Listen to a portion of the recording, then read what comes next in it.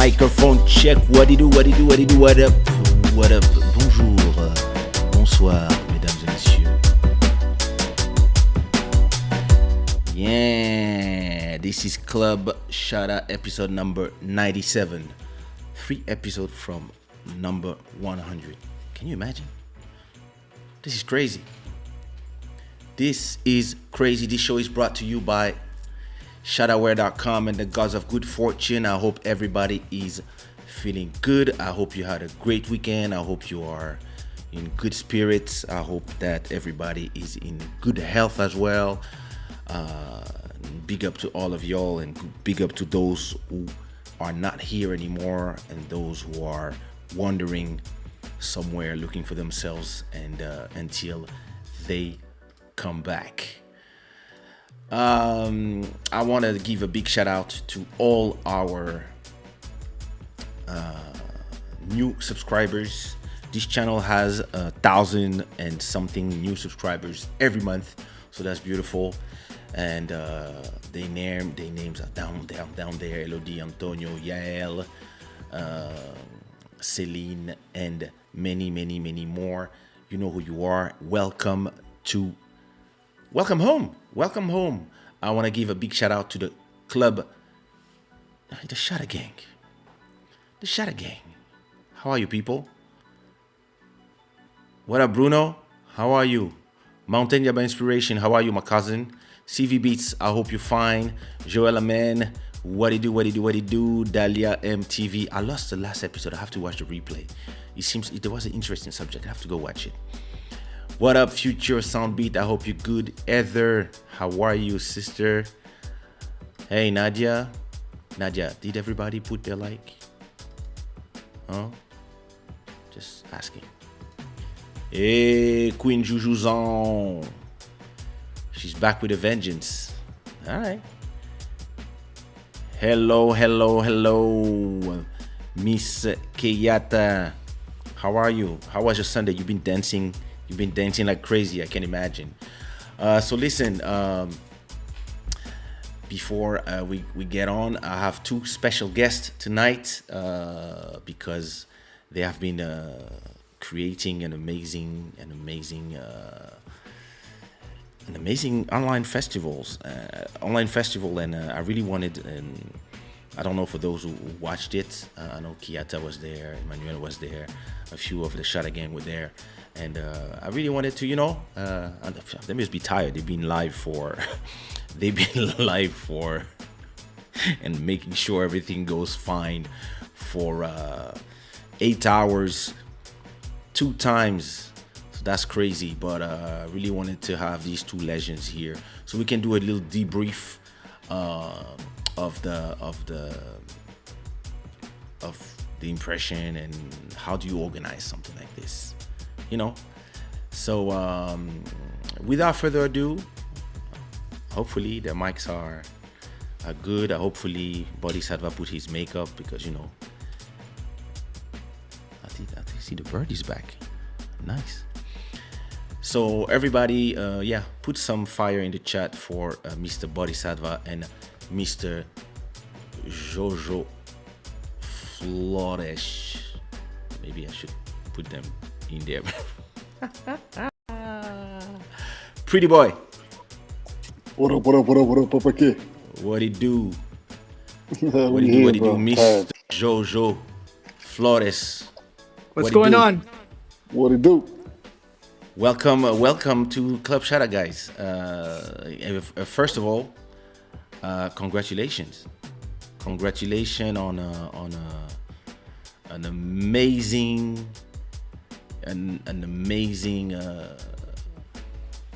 festival. And I mean, you must be tired. You've been like performing live with a bunch of DJs. I've seen some. What up, Nikki? Hey, finally, Nikki. I saw you. See, that's how it goes. So Nikki never comes to my channel, but when Buddy's here, there she comes. Thank you, Nikki. Thank you so much, yo. I watched the entire event, and I still. Man, you must be as tired as us then. and did the dishes. She must be tired for sure. He must be I tired like think us. I think Emmanuel was there from 4 p.m.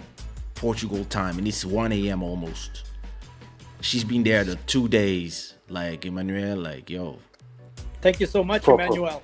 yeah, Proper. yeah, Proper. for real. Respect, respect. So Much respect indeed. I'm not gonna keep you too long because you guys probably want to go to sleep.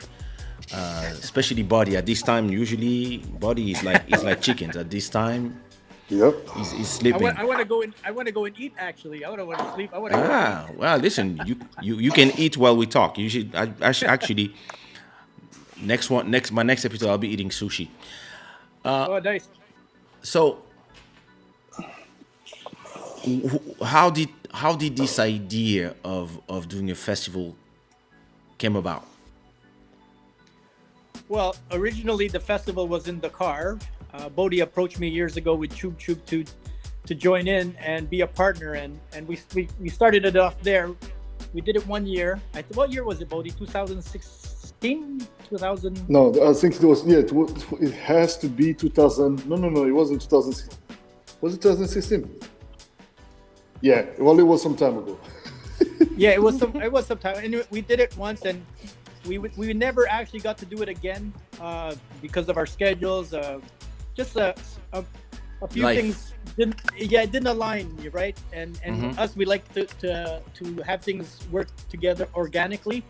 And then I was just chatting with Bodhi one day, and we're like, man, why don't we just do an online festival like we did in Dakar? And we're like, let's do the Offering Gospel Weekend. They're online.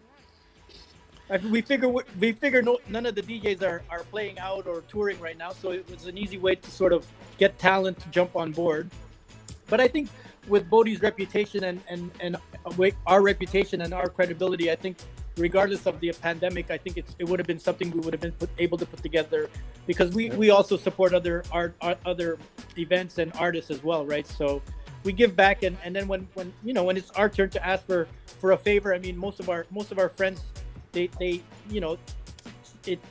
it's basically all love, Yeah, 100%. So both of you have been performing weekly on different channels. Jojo, I don't need to present you. You're a legend of your own. Body's a legend as well. So you've been performing weekly on Twitch and Body on YouTube. So how do you organize? So the first edition you had 6 hours of live event. This weekend it was 2 times 8 hours. So those are 16 hours of, and my TV in the bedroom and in the living room were both playing the thing, and I watched everything. Even when I was working, it was always in the back.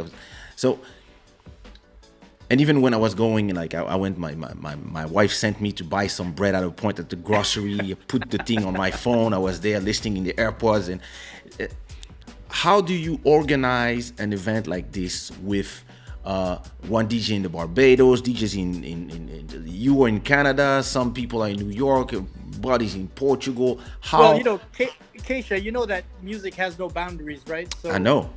The way we connect with all the artists is through the music that we love, and we all have that common thing. We love this kind of music, and it could have been 12 hours each day, it could have been 24 hours, because we actually have to say no to some other artists who want to come on board. Now it's like there's certain artists that we want, but then there's certain artists that want to come and join the family, and we always make room for them on the next edition. And then that's why we continue doing it, because we don't want to leave people out. We want to be an inclusive festival, whether you're black, white, woman, man. Like we're open to whoever has the love for the music and the talent, right, Bodhi? Whether you're non-binary, we open for you as well. All right. We open to everybody, man. You're good. This is. But it's also important that the personalities and their character sort of matches with ours as well. Because Bodhi and I Of have course. Yeah. we have a sort of synergy, Yeah. and the people that we bring on board, they have to be like kindred spirits as well, right? So Yeah. that's very So- important for us. You could be the best DJ in the world, but if we don't connect, like, Yeah. If If you're a piece of shit, you're a piece of shit. yeah, you're not you. down with us if you're like that, So Yeah. that's So important. let's talk technicals. She took the words out of my mouth, Kiara.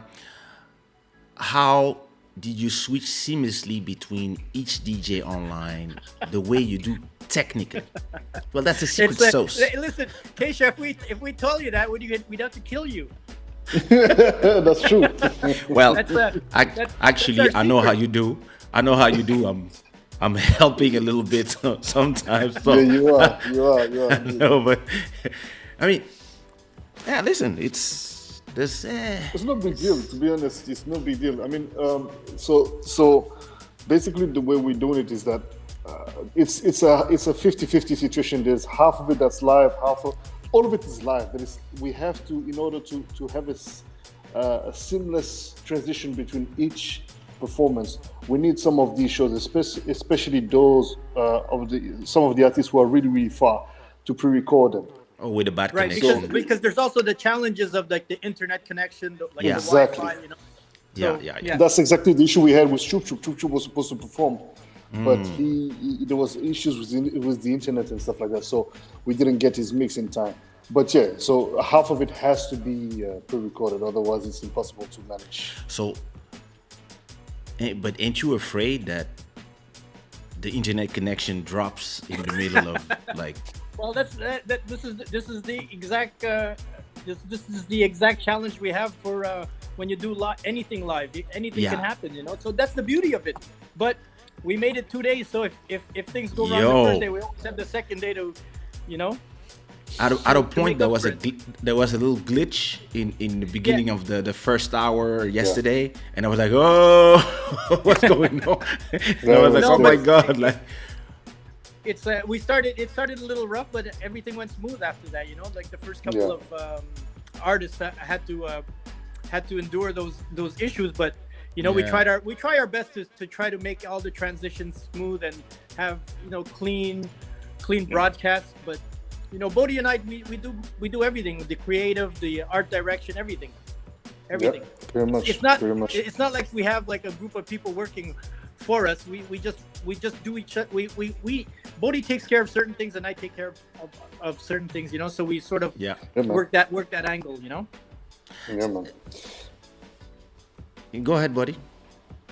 No, I was gonna say, that's why it's very important for us to also emphasize on the fact that people need to understand, just like what you're doing with Club Shada, all of us, what we're doing is exploring these new opportunities that the internet has offered us through this pandemic.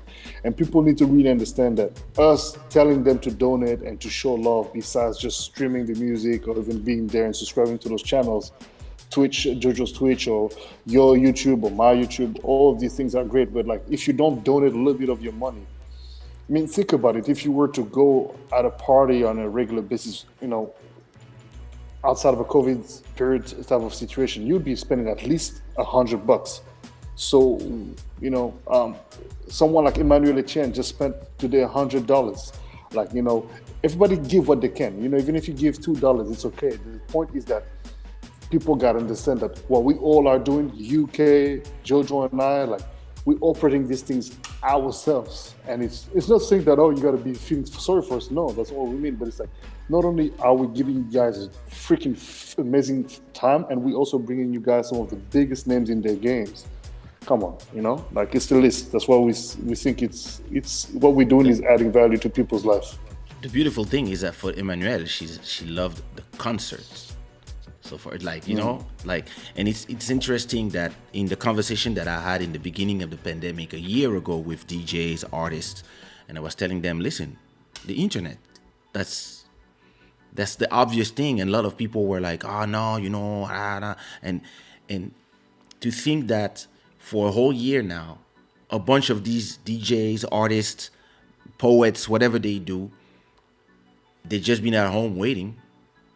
And you guys have been pushing the envelope, creating stuff, creating a whole, not only a whole festival, but also in both your channels. You have now your public. I mean, me as well. Actually, we all of us we have created a new community around the fact that we are at home, but we can still create content. We can still bring joy to joy, information, and entertainment to people's lives. So why did you choose Twitch, Jojo? Well, listen, it's a long story, but to make a long story short, I got kicked off. They deleted my Facebook and my Instagram because I was Damn it. streaming so much. I streamed. I think I probably streamed the most out of everyone during the first wave of the pandemic. I mean, I was streaming sure. like 50 days straight, 2 days, 2 times a day. You know, so that caught up to me, and Facebook and Instagram deleted. But at the same time, I was always sort of simultaneously broadcasting on Twitch, YouTube, and Mixcloud, and Facebook and Instagram. So when Instagram and Facebook were eliminated, the obvious choice was to go to Twitch, because I find Twitch has a more of a community vibe. You know, all the DJs support each other. Like even on our chats today, there were so many DJs that come through, and yesterday as well. And you know, it's like the community on Twitch, and they're not there to like sort of sabotage your show by deleting or muting your show or taking you off while you're broadcasting. They actually let you play, and then they take care of whatever copyright after the show, you know. So I think that they respect what we're doing, and they're actually like SoundCloud is now doing something with Twitch as well. They make you an affiliate right away with Twitch if you have a SoundCloud account. So I see them more as supporting the artists and the music. You know, it is at the end of the day a gaming platform, but they're giving a platform to DJs to do their thing, and artists, not just DJs, artists as well. So it was an obvious choice for me. I mean, I still do YouTube as well, like Bodhi, but Bodhi's like the king of YouTube right now. So I don't want to. I don't think there's room for both of us on YouTube. There's always room, bro. There's always room. There's no such thing as competition. By the way, let me emphasize on the fact that before you say something, Kopake, Jojo has not only his online business, but he has, for those of you in Canada, I don't know if restaurants are open now, but you should go and check. Yeah, go check out Junior, Jojo's restaurant, Jojo and Tootie's restaurant. Like, those guys have put together one amazing spot. And Jojo is also about to launch another business venture. So, you know, that's what we're talking about. We talk about moguls here. What city? Montreal. Montreal. Oh, Montreal. Alice. Nice. So, Emmanuel, you know where to go. What is interesting about what happened with Instagram and YouTube on the very first wave of the how you call this? Well, you're breaking up. I'm getting a choppy feed for some reason. I think we're losing Jojo. Maybe it's on your side, Jojo. Internet du village. Yeah, it's on your side. It's on your side, Jojo. You gotta maybe put your headphones. But we almost done. But yeah, just headphones. Yeah. So, like I was saying, what is interesting about the yeah, you can hang up and call back.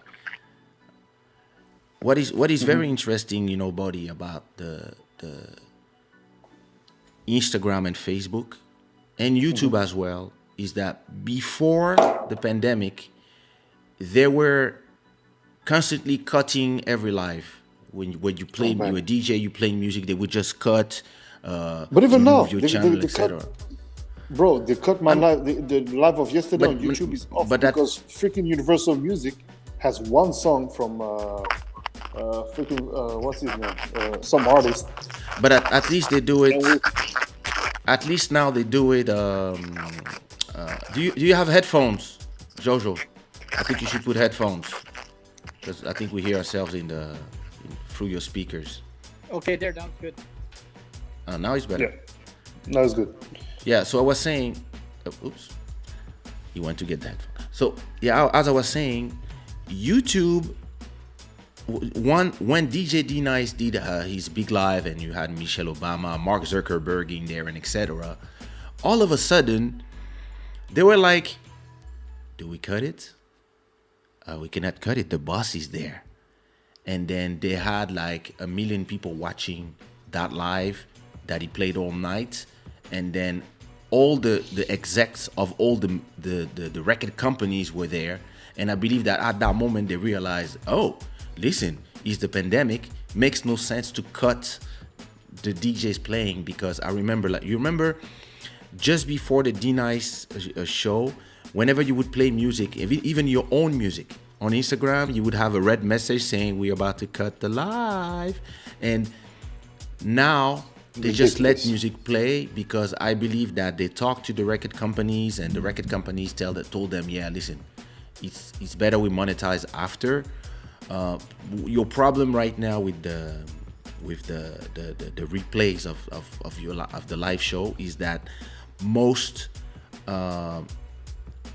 every record company, when you have the content ID, which is the system that recognizes your own music, you decide if you want to let people play it, or if you want to track and monetize, or if you want to block. And it depends from an artist to another. Some people don't realize that, hey, listen, if your music is on YouTube, on somebody, a DJ that is playing, you make money. So listen, I have some of the videos that bring me the most money are Kizomba mixes from DJs that are just playing one of my songs. I always let people, but it's really I think the platforms are and it's not new, you remember, I mean, those of you who've been on Twitter before the @sign, when Twitter started, when you wanted to talk to somebody, you would put @ and the name of the person. It was not Twitter that created that rule. It was us, the users. We just started talking to each other this way, and at a point Twitter made an update where when you put @ it would connect to the profile of the person, and they are following the users. And the more there's a competition, and the more there's a platform that say, yeah, DJs can come, then the other platforms are like, yeah, maybe we should let DJs, and of course they don't want to get sued by record companies, so they kind of have to follow what the record companies want. But then at the same time, the record companies will follow what the users and they don't want to miss out. Because if D Nice, for example, was on YouTube, and all these things happen on YouTube, and you had like the big owners of YouTube in there saying this is amazing, and all of a sudden the live is cut because of a copyright, they would be like, what the hell? And it would be it would get on the news, and it would be bad press, and that's when they change the thing. So the fact that there's different platforms helps. If you see now, when you do your lives are not cut in the middle. Maybe after you can get blocked. I mean, your video can get blocked. On Facebook, they're cutting the lives, man. On Facebook, yeah, I know. Like just today, I know. they cut the lights all the time. But this is the thing, and I think that now because with this festival, we really have something going on. This is the second edition, with the type of names we bring in, the type of lineup we got now, and also our own repetition, as Jojo was saying, we have now the capacity to. And actually, I'm going to speak to you maybe about that offline. I need to sit down with the guys at Universal and have a talk with them, man, because like it makes no sense for them to. I mean, not that we're going to influence, but like at the end of the day, what we're doing is bringing, DJs together, right? Remarkable names and up and coming, established, whatever. Giving people a good time, but also helping DJs, as well, hopefully through donations and such, make a little bit of money. So those record companies have all the interest in the world, just like what you're doing with your label or I'm doing with my label. It's like, look, use the content. And of course, we're going to be monetizing afterwards, but we're not going to block your video, because it doesn't matter how big we might be. There's never enough of spreading the sound and the name of the artist. So it's like, I don't understand this whole concept. Bro, for me, I understand it, but I think it's such a backward thinking way of doing business, man. but you have to understand how the platforms work.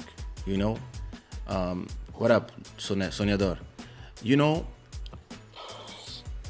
those platforms when they were created, Soñador. it's like just like the whole internet. The whole internet was free for all, and there was no rules, right? Then,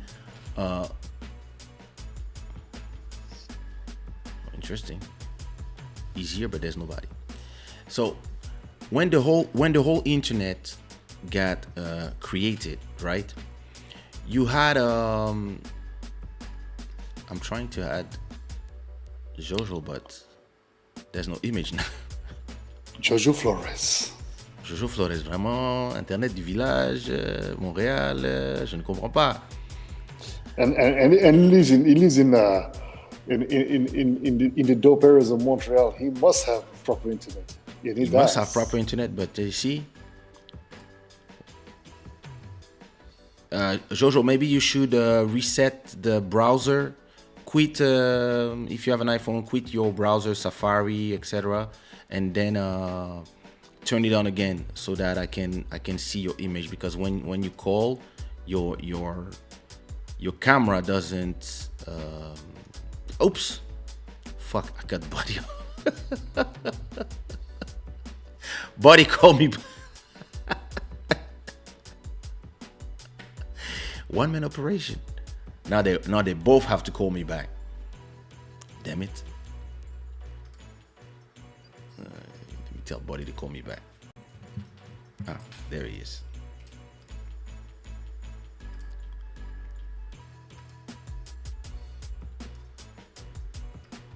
Sorry, I'm trying to add Buddy in this live. He's here. Oh, stupid me.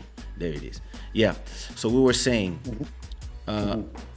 you know, Buddy, the when those platforms started, everyone was putting everybody's video in there, right? And that's how YouTube became super famous. Like all platforms, is because of piracy usually, or porn. Then the record company started saying, hey, we have to be on that platform and we have to put our videos. But when they were going to put their videos, they realized their video was there with millions of views sometimes. Like, what? So they start suing and suing and suing. So that's at a point after the big and there was a lot of people who lost their channels at that time. And you know, people, they just put the videos not because they are trying to make money, because at that time there was no money made. I mean, there was no monetization for your channel, but YouTube was making money, right? And they start saying, and you have somebody, imagine somebody who loves Bob Marley would have a channel with all the Bob Marley music videos, right? And then the platform would be like, yo,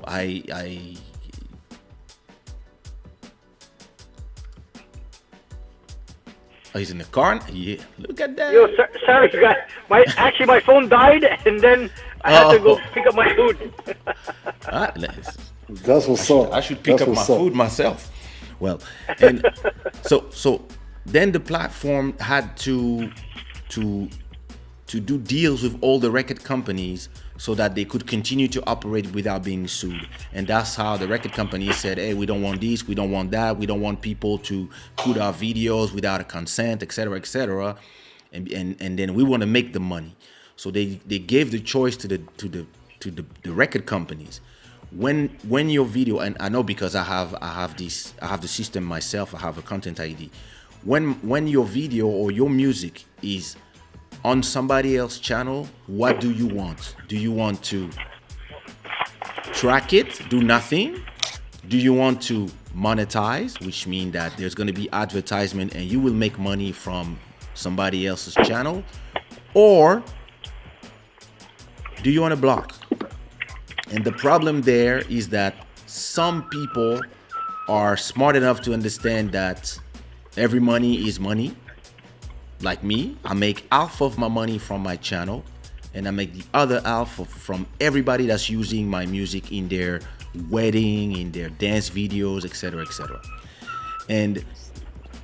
But some people who don't understand, or who are who are thinking backwards. For example, some of the Yeah, songs it's that you backward guys thinking. play, if you have a song from a small label that is like, it came out 20 years ago, and the person's gonna be like, no, no, no, I don't want my music on YouTube because I cannot sell CDs. Bro, there's no more CDs There's a being simple sold. way to see if I have And COVID. they don't care. And those are the people who will create problems sometimes, because YouTube will recognize their song, and the only thing they will do is like, okay, what did they ask? Oh, they said block. They will block your thing. So what you can do about this for now is you're gonna have to re-upload the content one by one, and just cut the parts where you Yeah, have a song that yeah, is, might have to do that. it's But I it's mean, ugly, but but this is the thing. This is the thing. This is the yeah, thing. On this one, it's one song. The live of yeah, yesterday, this Saturday, yeah, was one freaking song. And those yeah. fucking idiots, they're cutting the whole live because it's Universal Music Group. But the funny thing is, I'm gonna reach out to my. I have to send them a message. They need to stop with this shit because some other people can play their music. They don't stop. They don't block them. But one, stupidity. By the way, Jojo, Well, can give me you a know, bubble tea, bro. no, but when D Nice was doing his stream. Yeah. Remember when D Nice was doing his stream on Instagram? Yeah, we talked about it. Somebody from Instagram noticed it on the back end of Instagram. That I guess somebody that worked for Instagram. They reached Yeah. out to Zuckerberg Yeah. and said, "Yo, look, this thing is going viral." What You do know, we do? Zuckerberg gave them the green light to keep doing it. That's why he can keep doing it. So there's certain guys that can keep playing without getting knocked off because they're allowed to. You understand? Yeah. But the smaller Exactly. guys, the guys that don't have a following, Yeah. they sort of get knocked off because they don't have that clout or the credibility that these guys have. You know? Look at Tony Touch. Tony Touch is still doing stuff on Instagram that doesn't get knocked off. D Nice doesn't get knocked off. You know? But Yeah. Cody and I try to get on there. Forget it. You're done. Listen, I was doing a versus me with Nelson Freitas. So we were playing all our classic, only our song, and we own all our masters, right? At a point, I'm playing my own song, and I see a message, a red message on Instagram saying, in 30 seconds, if you don't stop playing this song that belongs to Kaysha on the Kaysha profile, your live will be cut. I was like, motherfuckers.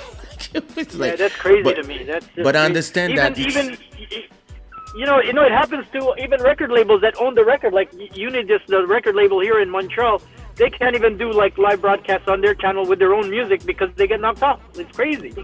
Yeah, because what you have to do is you have to do what I did for my channel, and this is why and this is the reason why I only play my own music in my channel. In the back, you hear everything you hear in my show are my own masters, because my channel is tied to my content ID on YouTube, and they know everything that belongs to me, and they know that my channel is whitelisted.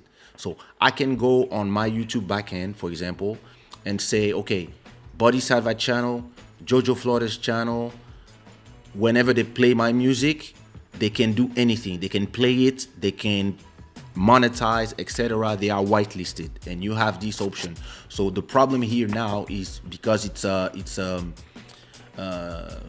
when you sign, for example, on a big record label, you might have your master and do license for Canada with one company, the US for one company, France for another company, and the Caribbean for another company. So all these companies have to agree that when the video is played, for example, in the Virgin Islands, is gonna be the deal that these people decide with YouTube that will work. And it's very complicated. And when you're a DJ, you just want to play music, the system has some automatic things that will either cut or not, unless exactly you have either your channel has been cleared by every song, that every record label, or you have a deal directly with YouTube to be able to play a thing. And I think what that's is gonna interesting, have to be the move we make, man. Jojo. Yeah. If you talk with them, talk to the people at YouTube and but and there's a also big make it difference.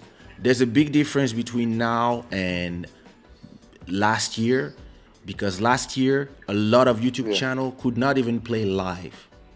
you've been playing music from you and other people for 16 hours, and your live was going, and it's only now they only do the check after you're done playing. That's when you receive all the emails. Oh, you use this song from that person, etc. Yeah. So at least now you can choose. You're gonna be able to cut your 8 hours or your 16 hours into 16 different videos from every set, from every person. And if there's a problem from one song, you can just remove it just that moment, and the rest can continue. Yeah. And Yeah, everybody but makes the problem with us is that it really messes up the flow of the mix. You know, when you delete a track from a mix. Crazy. Yeah, no. Yeah. I know it's a nightmare. Listen, I had this problem with my own song, and I had to speak with YouTube and tell them, hey, I have a mix here, and this is my song, this is my master. But it was another record company that claimed the publishing of the song, saying, oh, yeah, it's the same melody from our song. So I had to send a message from these people and tell them, hey, I'm sorry, but this song belongs to me, the publishing belongs to me, the master belongs to me. Remove your claim, please. And only after 2 weeks, they were like, oh yeah, it's true, sorry. And then they removed, and then I could monetize my own video. And this, yeah, That's crazy. it's the wild, wild west, my guys. And so, Look, I literally just received three. I just received three copyright claims, and they're saying that the video cannot be seen or monetized. Are you fucking kidding me, man? I want to dispute all that shit. yeah, you can dispute, you can, and then just create. I mean, if you take the time, you can even create mixes where you can redo, like, you can try to recreate a fade between two songs and make it clean to remove the parts that are not working, or you just cut it the ugly way and let the people Well, that's one of the main reasons why. That's one of the main reasons why I stopped focusing on YouTube as well, because man, I had mixtapes that were getting almost 500,000 views, and I wasn't making any money from it. And then I was getting it blocked in certain countries, so I was like, man, forget it. Yeah, a lot of They people don't really left. welcome. I think what's interesting with YouTube is that because a lot of people went to Twitch, Yeah. now they are easing and they are making the way for a lot of people to come back. I see a lot of DJs now, they can play stuff. But what's happening now is all the record companies, now that they see that last year you had 5 billion hours every month of live stream on Twitch, all the record labels now decided that, okay, let's go to this platform now and start doing lawsuits. So now there's going to be a lot of same things, same problems that you had on YouTube. You're going to have them on Twitch until all the negotiations and stuff are done. And so, but yeah, it is what it is. So let me see if we have questions.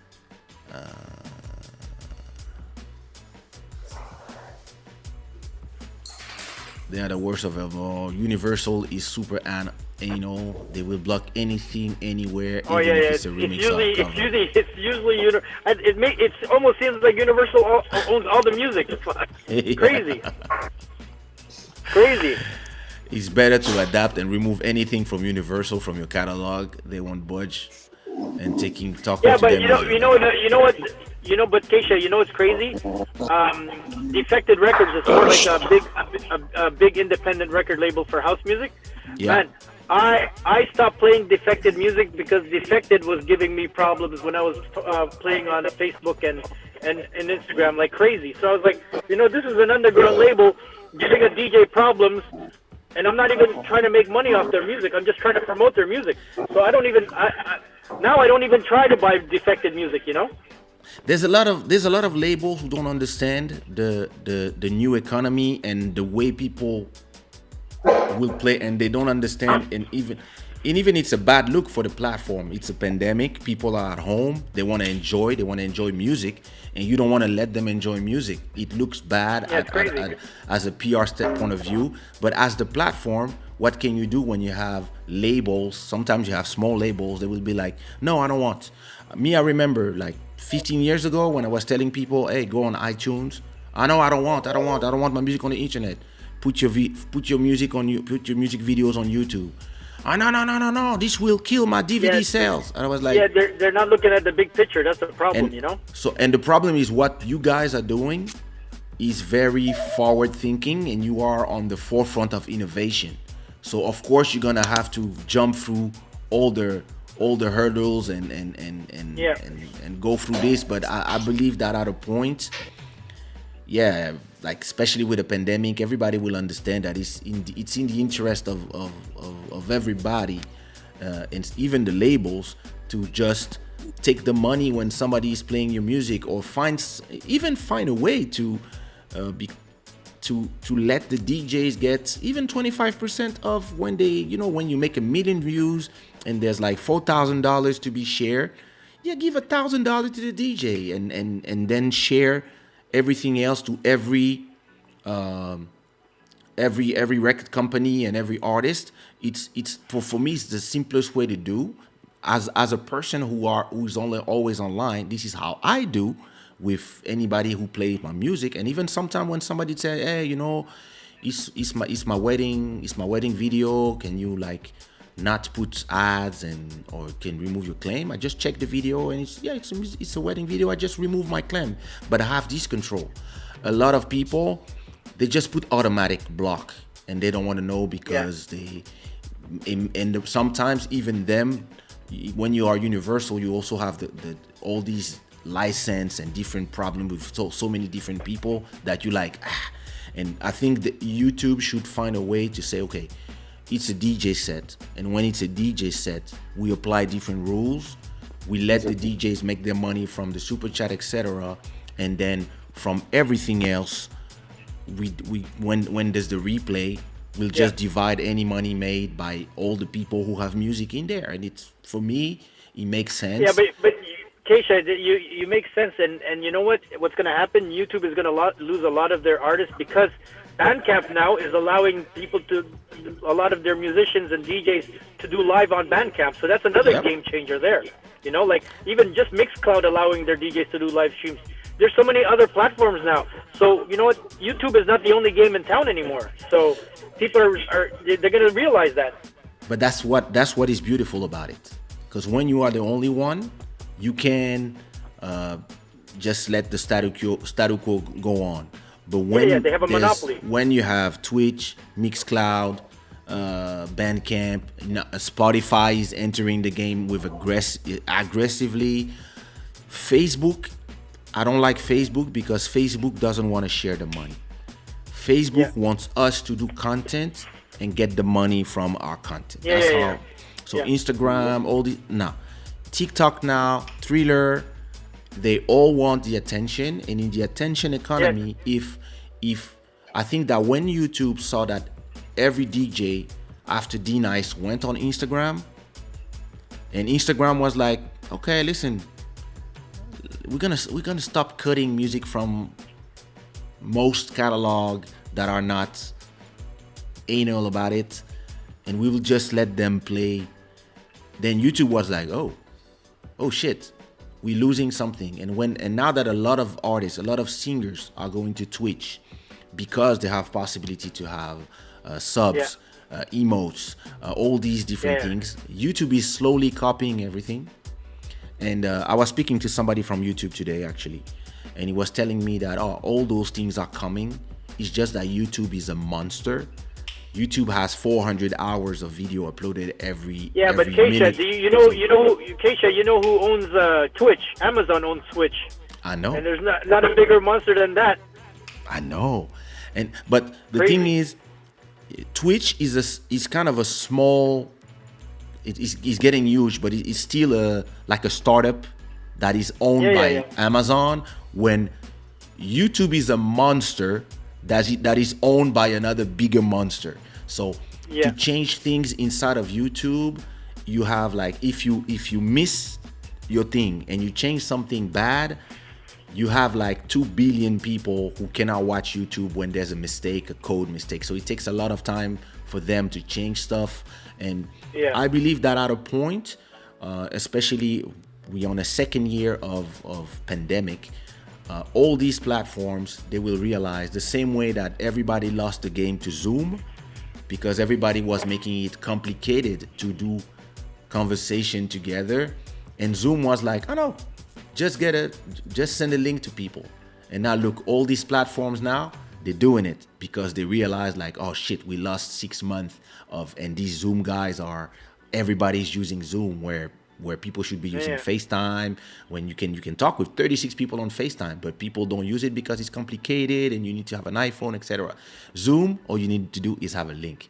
And look, this platform that I use, they, because of Zoom, this platform that I use to do this, to do this conversation with you, they just added the same functionality. I just send you a link, you click the link, and you can have a conversation live on YouTube. And now all these platforms will do it. And because Twitch is on not for user generated content, but for live content, Twitch is 5 times bigger than everybody. So now YouTube is more in a, okay, we're a contender. Now we have to find a way to catch Twitch, but at the same time, we cannot piss off the labels that, because some label will say, oh, I don't want people to play my music, even DJs. And what you're gonna tell them? It's their content. And if you let them, they sue you, and now you have problem because you are Google. So it's. Yeah. So just one question for you guys. Episode 3. What do you? Episode 3 will be interesting, but episode 4 will be even more interesting. Oh shit! Yeah, we're gonna take it on the road. We're gonna take it virtually on another space, another platform. But the next one, we're gonna have a lot of the original. It's crazy. We were talking about that. We're gonna have a lot of the original artists like Zephyr Saint, Sabine, who were with us when we did the Dakar Festival. We're gonna try to get them integrated into the next one because we're basically going back to Dakar and saying this is what we did, and we're doing it online with the original players. So that's for the next one, right, Bodhi? Definitely. I'm echoing that, and we're gonna be having a very, very nice lineup. We're still looking at it, but definitely, Zephyr, Sabine Blazin. Man, there's gonna be a couple of dope sisters on that lineup. We have some dope fellow DJs who are just like, we can't wait to give you guys this lineup. But we just have to hold information and confirm a few names. But it's looking good. I have an interesting question for the both of you. Recently, the verses of Timbaland and Swiss Beats, they just made a big deal and they sold for a few hundred millions for to Thriller. You have Jay-Z, of course, who sold 30% of Tidal for 300 million to Jack Dorsey and Square, Cash App, Twitter, and then Jay-Z also sold half of his champagne to Moet and Chandon. In the future, maybe at episode 20, 25, when you have like 5,000 people coming live every episode, like, do you have in mind or would you consider, especially when you have platforms where it's complicated to generate income because of what's going on, if you are approached by Spotify, for example, and they say, hey, listen, we want Jojo, Body, we want you guys to remove every episode you ever did from your DJ shows from YouTube and Twitch, and we want everything now only available on Spotify. Don't worry about copyright stuff, whatever, because every time somebody will watch and you play a song, we recognize and we will count it as a stream. We already have all the deals in place with the the artist, and the thing, because we are a music centric platform, and yeah, we will give you $20 million, 10, and you bring your whole festival. It becomes a Spotify festival, etc., etc. We give you, and we put the platform, we'll put billboards, etc. Are you guys selling? I mean, never say never. Never say never. You know, No, like we're we're not not getting any young. We're not getting any younger, so we definitely have to think of our retirement as well, right? So This we've been is doing this for a long time. We've been doing this for a long time, and sooner or later we have to, as they say, cash in. You know. this is a business oriented.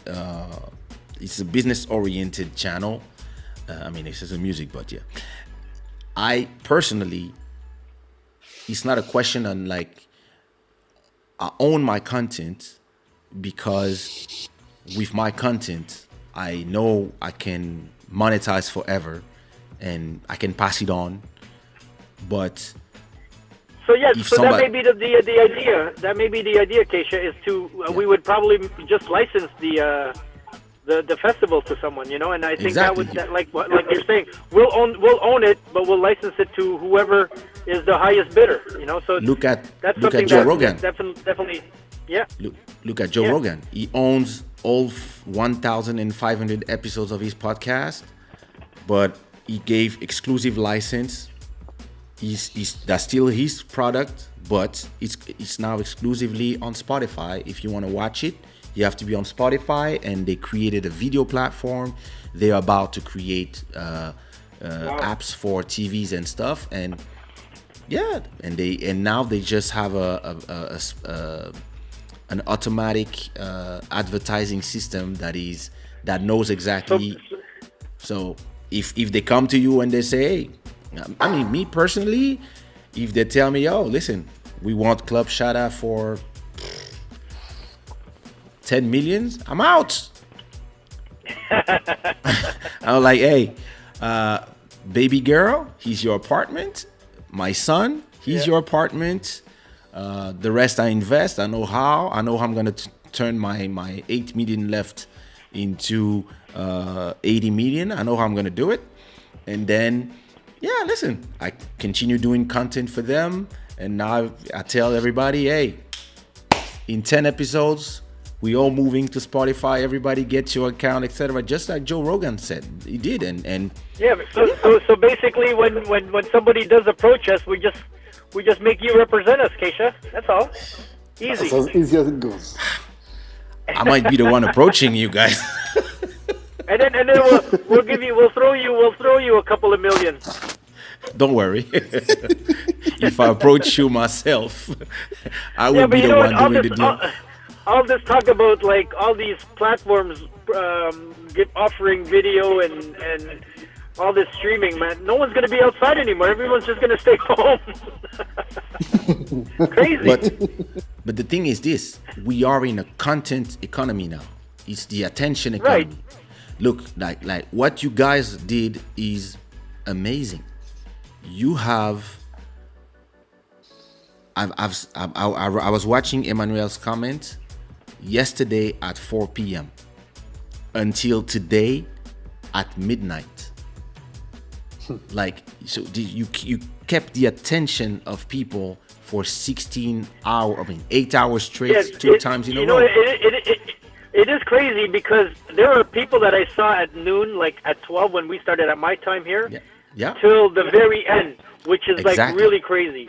Yeah, you see, and so in the attention economy, this is money because everybody is creating content. All of us are creating content, and the people that you are trying to keep the attention themselves, they are creating content. Oh, this is what I ate. Oh, this is the color of my shit today, my poop of today. Oh, this is what I'm wearing. This is this. Like, listen, I my think wife. Jojo's gonna be doing a selfie with his food tonight. Yeah. Yeah. My What are we food's gonna eating? taste better now. Listen, my wife goes to Instagram at least 1 hour before she goes to pee. When I wake up, I have to pee first. But this is the economy of today, and in the attention of economy, all these platforms, YouTube, Facebook, they're all competing for the same thing, the attention. Because if you can bring their attention, then they can sell ads. So if you can go to them, I like when it freezes and it freezes, but you look good when it freezes. Sometimes it freezes and you're like this.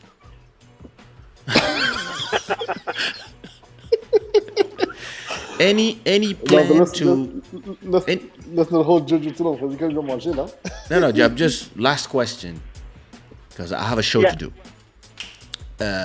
Yes. Any plans to turn this into a real festival in a city? Yeah, well, it started as a real festival. We had that discussion, and it's something that we definitely want. Like, once things open up again, our focus is to actually go back to Dakar and finish what we started, because that country. Uh-oh. This was a What Senegal. else you hear, bro? Yeah, we started in Senegal. We established the event as the first electronic music festival in Senegal. So it was never done actually in West Africa before us. But then, after the success of that event, obviously, we couldn't do it again for various reasons. And so, as Jojo said, the idea is to really, once things get, a little bit better, we're able to travel again. Sort of like try to do like a much, bigger thing and have, well, maybe not all the lineups that would be possible, but do something of a magnitude in Dakar. So wait, if everybody was in their house, right? And then Jibril Cissé arrived in a fucking hangar with lights, and I was like, what's going on here? Uh-oh, no we sound. can hear you, Jojo. Your sound is off, Jojo. And don't forget the curfew. Yeah, your sound is still off, bro. I think you're gonna have to. Oh wait, no, you have muted yourself. You have to click on. Yeah, it showed me that he muted himself. You have to click on the little microphone icon. That must be somewhere. Or call us back. Yeah. Yeah, Jibril. Jibril came with a bang. Jibril arrived with some serious. What about building out streaming via your own website platform?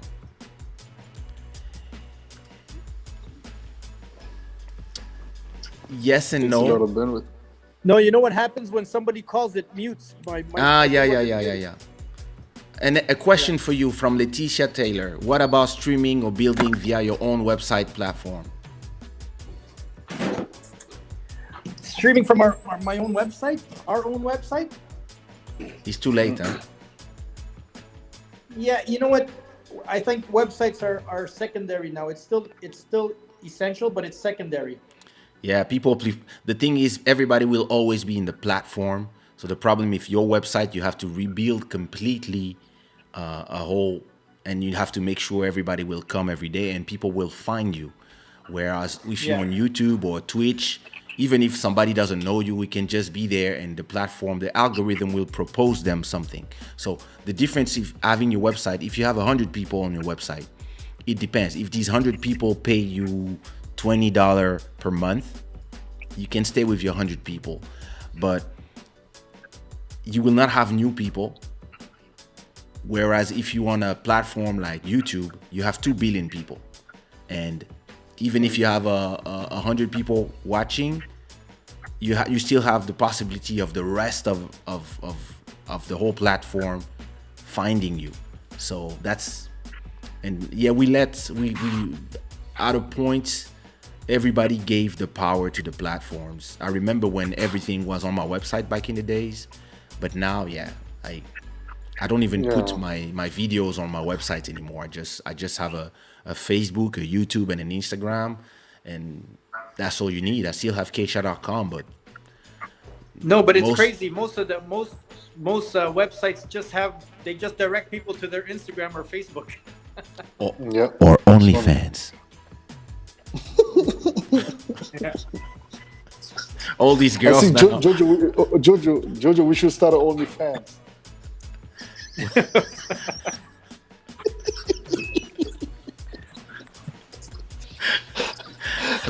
I just want to know what's gonna be in there. That's my only question.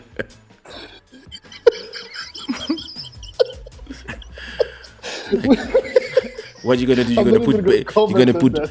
You're gonna put baby oil on your on your belly, and playing some music.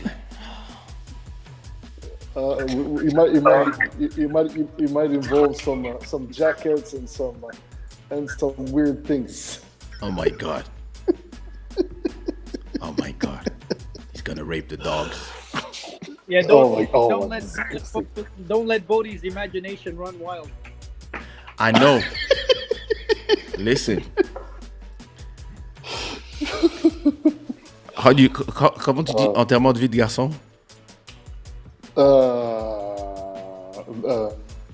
On my bachelor party. Bachelor party, yeah. On my bachelor party, I met a new body, a different body. Oh my god. Who's this so guy? This I was like, who's this guy? What is he doing? What is he naked? problem with people like you are spreading information that is false. Fake news. Fake news. No, but you know what's crazy is I believe you. Oh, you're such a fucker, Jojo.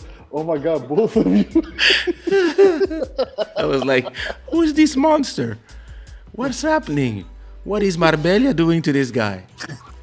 Don't worry, there's no video, there's no proof. So it's my... All right, boys, I gotta step out. I gotta step bro. out. Thank you so much for having us, Kaysha. Listen, congratulations on this amazing event. Thank you so much, brother. Listen, congratulations, and we talk tomorrow for the real debriefing. Yes, for sure. Bon appetit. All right, peace out. Bon boys. appetit, brother. Peace. Buddy, you leaving as well, or? I can hang out for another 20 minutes. All right. I've been having conversation about an attention recession once things open up and those online creators are affected. Any thought on this? I mean, it's been a question that we spoke on that as well, but I think that it's inevitable to a certain extent that people's attention will be obviously lessened because they'll be able to go out. But there's going to be a lot of people that are still going to be paranoid and traumatized from this whole pandemic that will be home, and But the thing But is, I think it's going to balance itself eventually with time. my opinion is that depending on how you see, the pandemic was at the same time a nightmare when your business was being outside and performing, and at the same time it was an opportunity to collect new customers. So depending on who you collect and what time they are available, a lot of them will stay. They will stick even when things reopen. Because as I see for me, I started as Body, we started a year and some ago. And then we already had 3 confinements. And when everything opened up again, here in Portugal and in different parts of the world, some of the people who used to come to the lives, they stopped coming, but some new people came to replace them. And some people, they still here and they stayed because it's quality content. And you have some other people that instead of watching the live because they work in the morning and they don't have time, they watch in the morning in their cars on their way to work, or when they're coming back. I have a friend, he watch every episode of Club Shada, he watch half of it on his way to work and the other part on his way back to home. So of course it's going to change something, and even us, we might not be at home all the time. We might if we go back to traveling, we might not be available to do live shows every week. But I believe that some people found their next business. Like me, for example, when even like for example, Portugal is open now. We can go out, but yeah, I'm used to doing my show on Sundays night and Wednesday night, and I even if everybody is going back to work, you then you see how many people you kept and how many people are, and then you will find other people. Like I said, there's 2 billion people online, 2 billion, and those people are working hard to get new people. I stay tuned during the entire event. Wow. Yeah, I think there's something interesting, because even me, I see, like, for example, if I move from my place to go visit my mother and her partner, and I tend to either be on Spotify or on YouTube, even if I'm driving. Like, I'll have it in the background, but I'm listening in the car. Yeah. But Me too. I think it's definitely going to be part of everybody's life, man. I mean, especially those who are following like Club Shada or Quarantine Grooves or the Offering Gas of Weekend. Like, it's gonna be part of your everyday. It's not every day, but it's gonna be part of just what you like to have. It's like your favorite show that you want to check out. So even if it's the replay, so Yeah, as long as we're not there yet, so we don't know how people are gonna react. But at least for now, that's what we do. Yeah, the thing with us is we adapt. We'll find a way. Exactly. Kaysha, you need a home with 3 bathrooms. Yeah. I'm not rich like Buddy. As you can see, look behind him. 1 door, 2 doors. Look at this. Look at that. Look at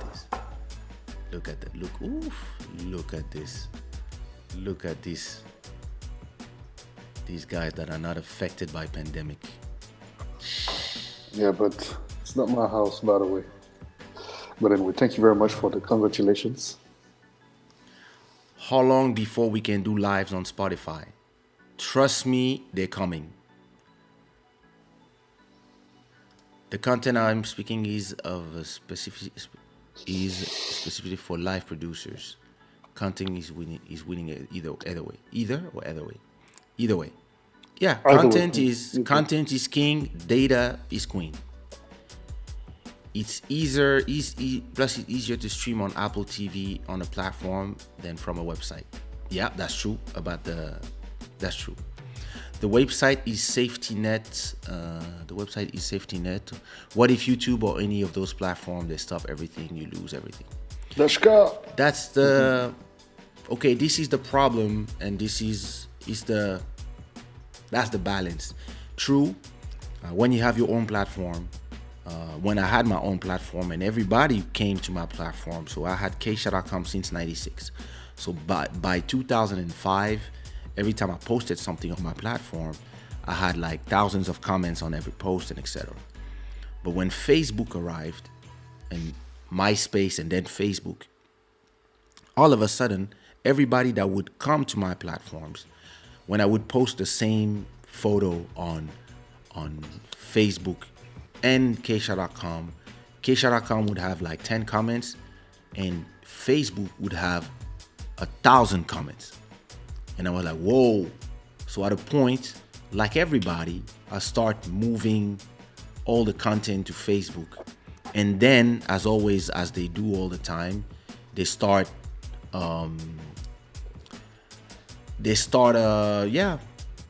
making when there's too much people on the platform, then they start putting the algorithm, and then your content is not shown to people. But now the problem is this: in the attention economy, you have your website, but you are fighting with Instagram, YouTube, Google, Netflix, Amazon Prime, Hulu, HBO, Disney Plus, Twitch, etc., and all your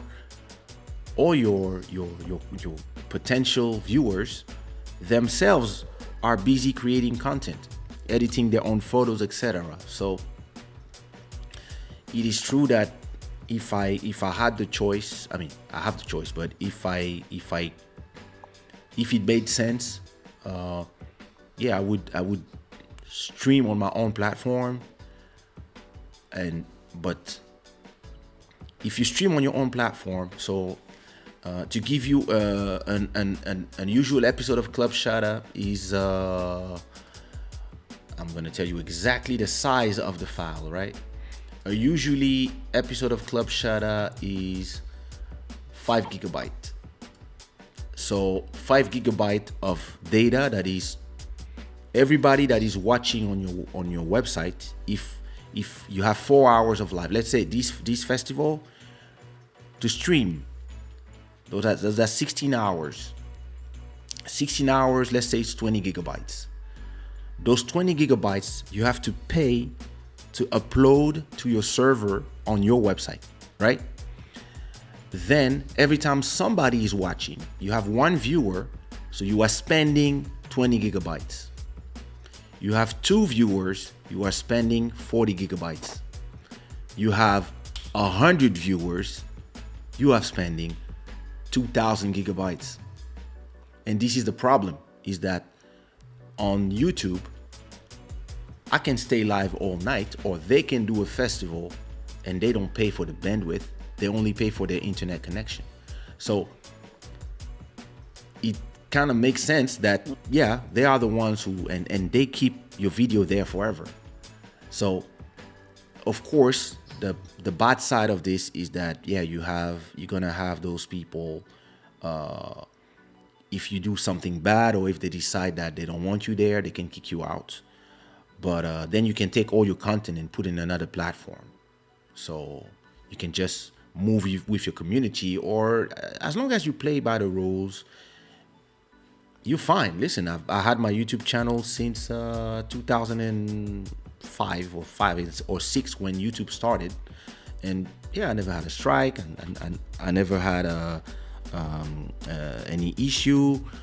Yeah, sometimes there were monetization problems and stuff, but yeah, after a month they find solution, because they have to work with the users, and at the same time with the advertisers, and at the same time with the record labels, the movies, etc. So once you understand the dynamic there, it kind of makes sense. Like, you imagine the price it would cost you to put Quarantine Grooves, all 100 episodes on your own website and stream from there. It costs you a ton of money, because you have to pay the Amazon, and you have to pay like every bit that is sent to every viewer. Trust me, none of us have the money to do it.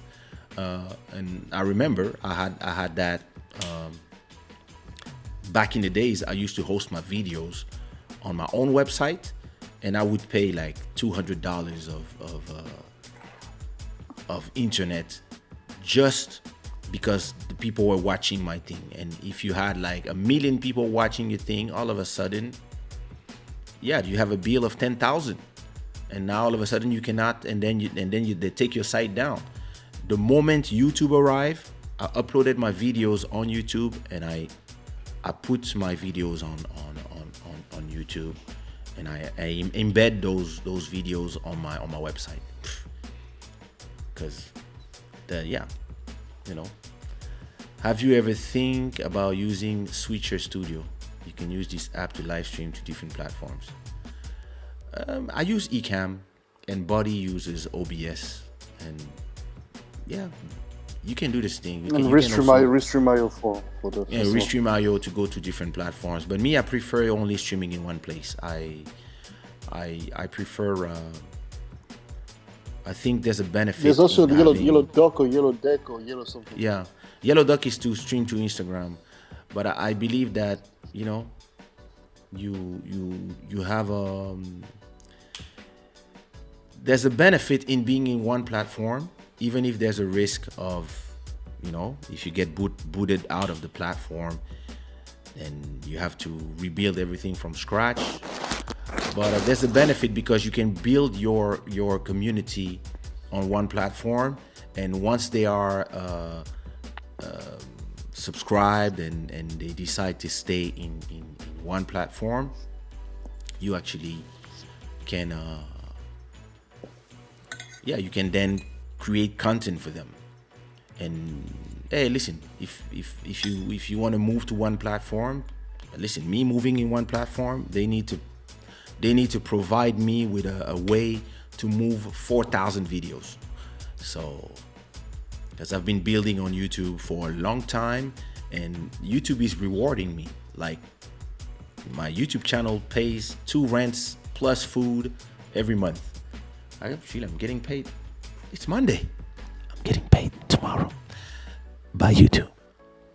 And I'm not like these suckers DJ who play music by other people. I only play my music here. Fuck you. Make money. You see, when I do my mixes, I only play my music. I don't play no music from no motherfucker. It's like ding ding ding ding ding. You're such an asshole, bro. These guys I had, they receive email every time they finish a live. Oh, you use the music from these people. It's like, No, man. No, but I receive no email. The truth is that honestly, after what happened, because they didn't block the first OG weekend. None of the live was blocked, but this time they blocked everything. So I am really like, I'm looking. We're gonna look into this Monday. You have to cut. You have to cut these 8 hours into every individual DJ. No, we will.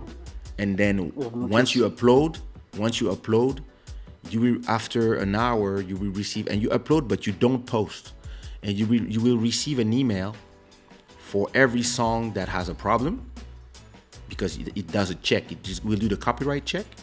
It will tell you exactly every song that you use, and every song that have a problem, either you mute and you let the video play without that, but that's ugly, or you cut. And yeah. And then people can watch, and is that 16 new videos in your channel. So that's a lot of content, You can replay them. People can replay because listen, everybody was amazing. Listen, Deluxe with the C behind. Yeah. I was ready to take a plane and just go there. That's amazing. Yeah. Like I would love to do. Paradise. I would love to do a live stream like that with the sea behind me. Actually, I'm living in Congo in 7 days. I don't think I'm gonna do any live streaming with the Congolese internet. So back to the village. But you can always prepare content and then you upload it. You create do a premiere, something like that. Actually, I wanted to talk to you about this. I want to do a show with you, pre-recorded, so I can play like a club shada, but pre-recorded, and it would play live at the normal hours. But yeah, it's gonna just be us having a conversation, and we can record in the afternoon and play it. Yeah, let's go. Like, we just have to find a subject, so we can talk about your favorite subject, women, or my favorite subject, money. Yeah. Or we know that's what I talk about every day, all day. I'm obsessed. Yes. I know. You like those And this is the guy that tells you that I'll give him what did you just say, bro? I didn't hear it, but I know it's some bullshit. So you better not fucking repeat it, because this is the thing. Kaysha has been spreading fake news about me since the longest time. I'm gonna tell you one thing. This is the problem, and it's credible to you because since we are so close, you would say, well, how would he be saying that? Because he's saying it to his face. But I cannot make him look bad on his own show. But don't believe any of the single word this guy is saying. I went to do a lunch at Buddy's house, and since then, my breathing is strange. And one of the friend of Buddy who was there was English. So the UK variant. At the time, it didn't exist. What you mean at the time? It was 3 weeks ago. Of course it existed. At all. Yeah. He at the Ah. house. Yeah, yeah, yeah, yeah. No, but Yeah, yeah, here they've at the no, no, house. no. They've been Oh here yeah, before. No, because no, no, no, no, no. for those who don't know, Buddy has two houses. The I one don't where he have two houses. DJs with 3 bedrooms, and this one with 5 bedrooms. Look at him. 6.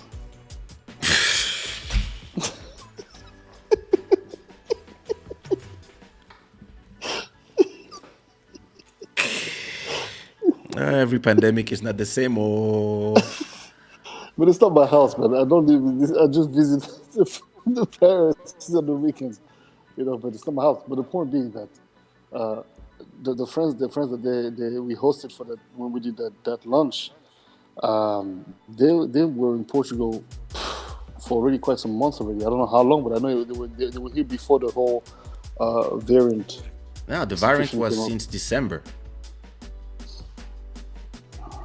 But look at they're not young, man. They're 60 plus, so They can be asymptomatic because every time I see you, I get COVID. That's all I know. And I was fine all I until I know is see that you again. if you get COVID, I get COVID too, because So we are compagnons de la lutte. Compagnon de la lutte. But I think because we had it the first time, the second one, it would just be like what I'm feeling right now, which I feel strange, but But I'm isn't not it isn't it maybe just a cold? Maybe it could be just a cold, man. completely. But I check my temperature every day. I'm 36.0. I'm fine. It's just that sometimes I'm just like, you know, DJs are selling music right now through streaming. That's what record labels don't understand. Yes and no. Some people like you, Kiata, will Shazam and buy music. It's a great promotion, indeed. The problem is that the platforms, because they cannot check every song that is played manually, they have to put this content ID, which is an automatic system that recognizes the songs that are being played, and they do what the record labels decide. And every record label or every independent artist will do what they want to do, and they will decide, I want to block, I want to monetize, or I don't want to do nothing, I don't care. And it's the choice of each people. And when you're a DJ and you play music, if you have 16 DJs playing music for 16 hours, there's so many content from so many places, and you don't know what you're gonna play that will trigger a block. It's not something that the DJs have to think about. They just want to do their sets, and it's only after that. Yeah, some people are. Me personally, I monetize everything. It doubled my revenue, so I'm happy about it. But a lot of other people, they don't understand this. They just don't want their music played by other people. There's nothing you can do. So unless all these people talk together, and I think this is what's gonna happen when the platforms and the record companies talk together and they decide that, hey, listen, when it's a DJ or it's long form content, for example, somebody or a radio is playing, for example, the music for more than 3 hours, and your content is only like 1% or 2% of the video, we will not take down the video for one person, and you will get the money.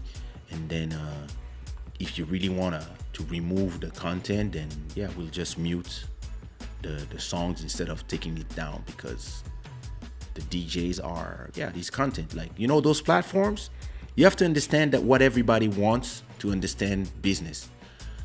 Us, we want to create content. The platforms, they just want people to stay on the platform so that they can see ads. That's how it works. Once you understand that, buddy, you're falling asleep. I would love for you to fall asleep on a live. You remember one day you fell asleep when we were doing a Zoom? It was not live on YouTube, but you fell asleep.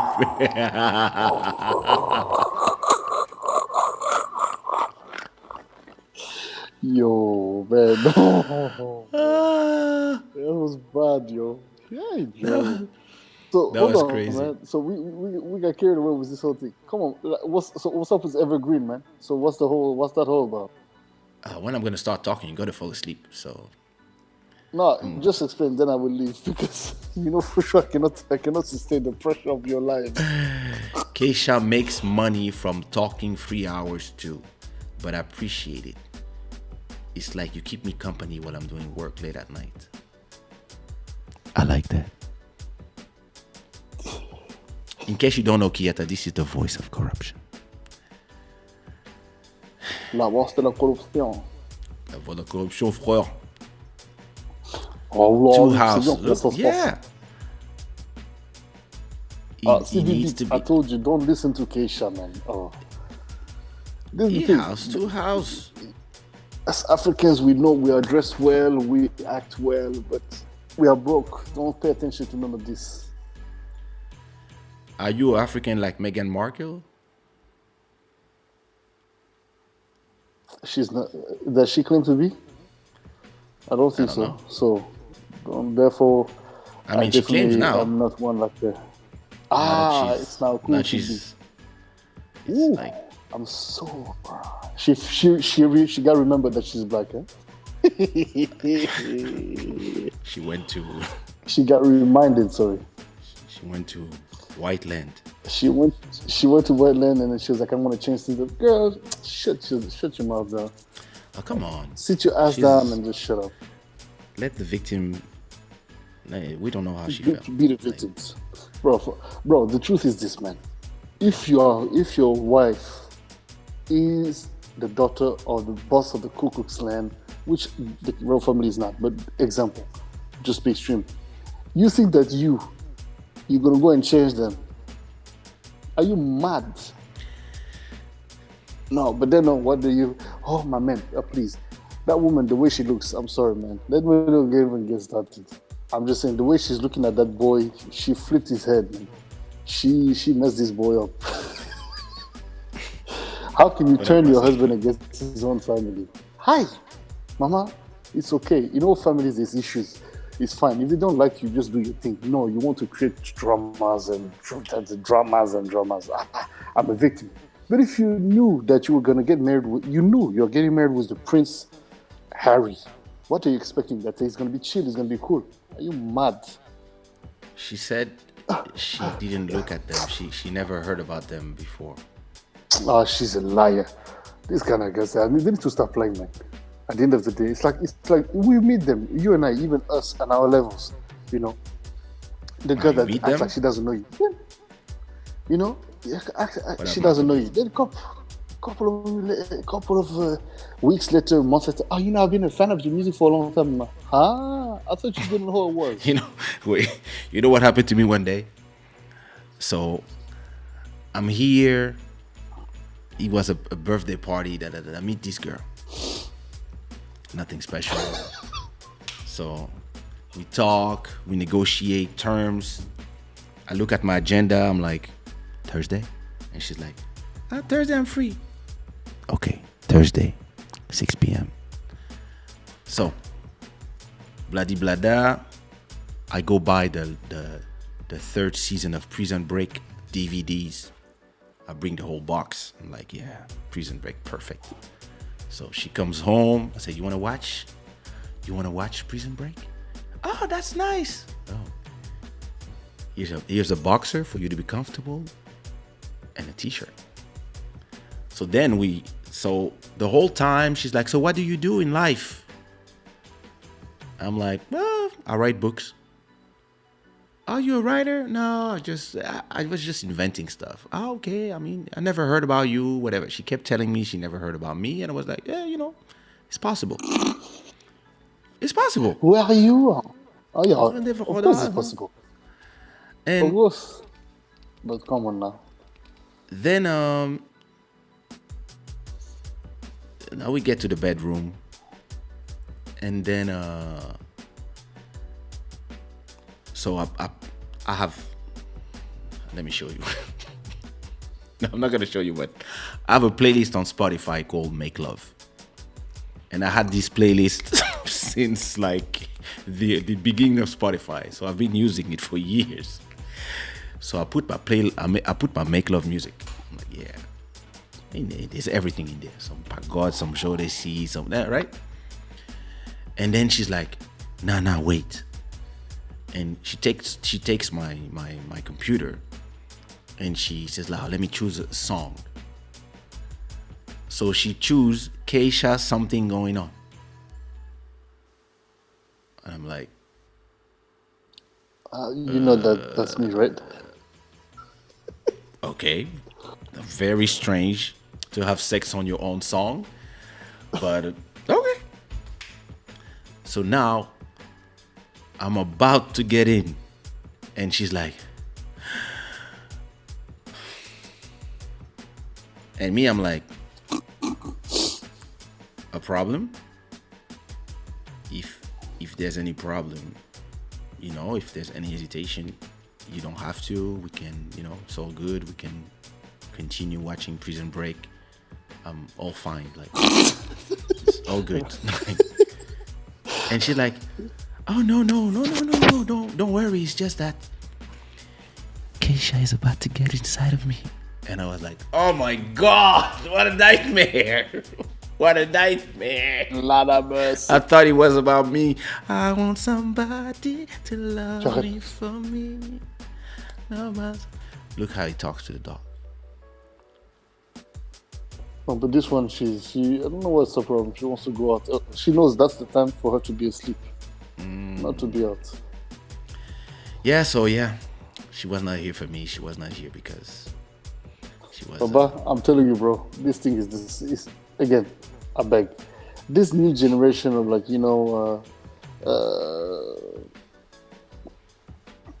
just everything has to be changed. Everything has to be this. Look, we're not saying that things cannot be changed, things cannot evolve, but you single-handedly think you're going to change hundreds of years of how people function, and that's how their families. You've got to be mad. It's just very American. I'm setting a precedent. And this is the thing. This is the type of dramas. Unfortunately, then after that, then they can say, "Oh, but you black people, you always like dramas." Well, unfortunately, even though some of the things she said definitely are, of course, to be valued, because she's obviously not necessarily bullshitting at 100%, certainly. But did you have to create all that nonsense for you to make your point? These people. For me, the worst part. For me, the worst part is that they had a conversation with his father. And don't be twisting what we just said here. Sorry, because we know Papaki. There's people twisting things. Don't start editing things, because you will not be able to use it against no one here. I mean, everything I say is assumed. 100%. The only problem that I see for me is that they had a private conversation with his dad and his brother. They called him, and the conversation was not productive, etc. But soon as they're done having the conversation, she calls Gail King, who's her friend. It's like this team, and they say what was said in the conversation. And so now you scared to have conversation with the people because,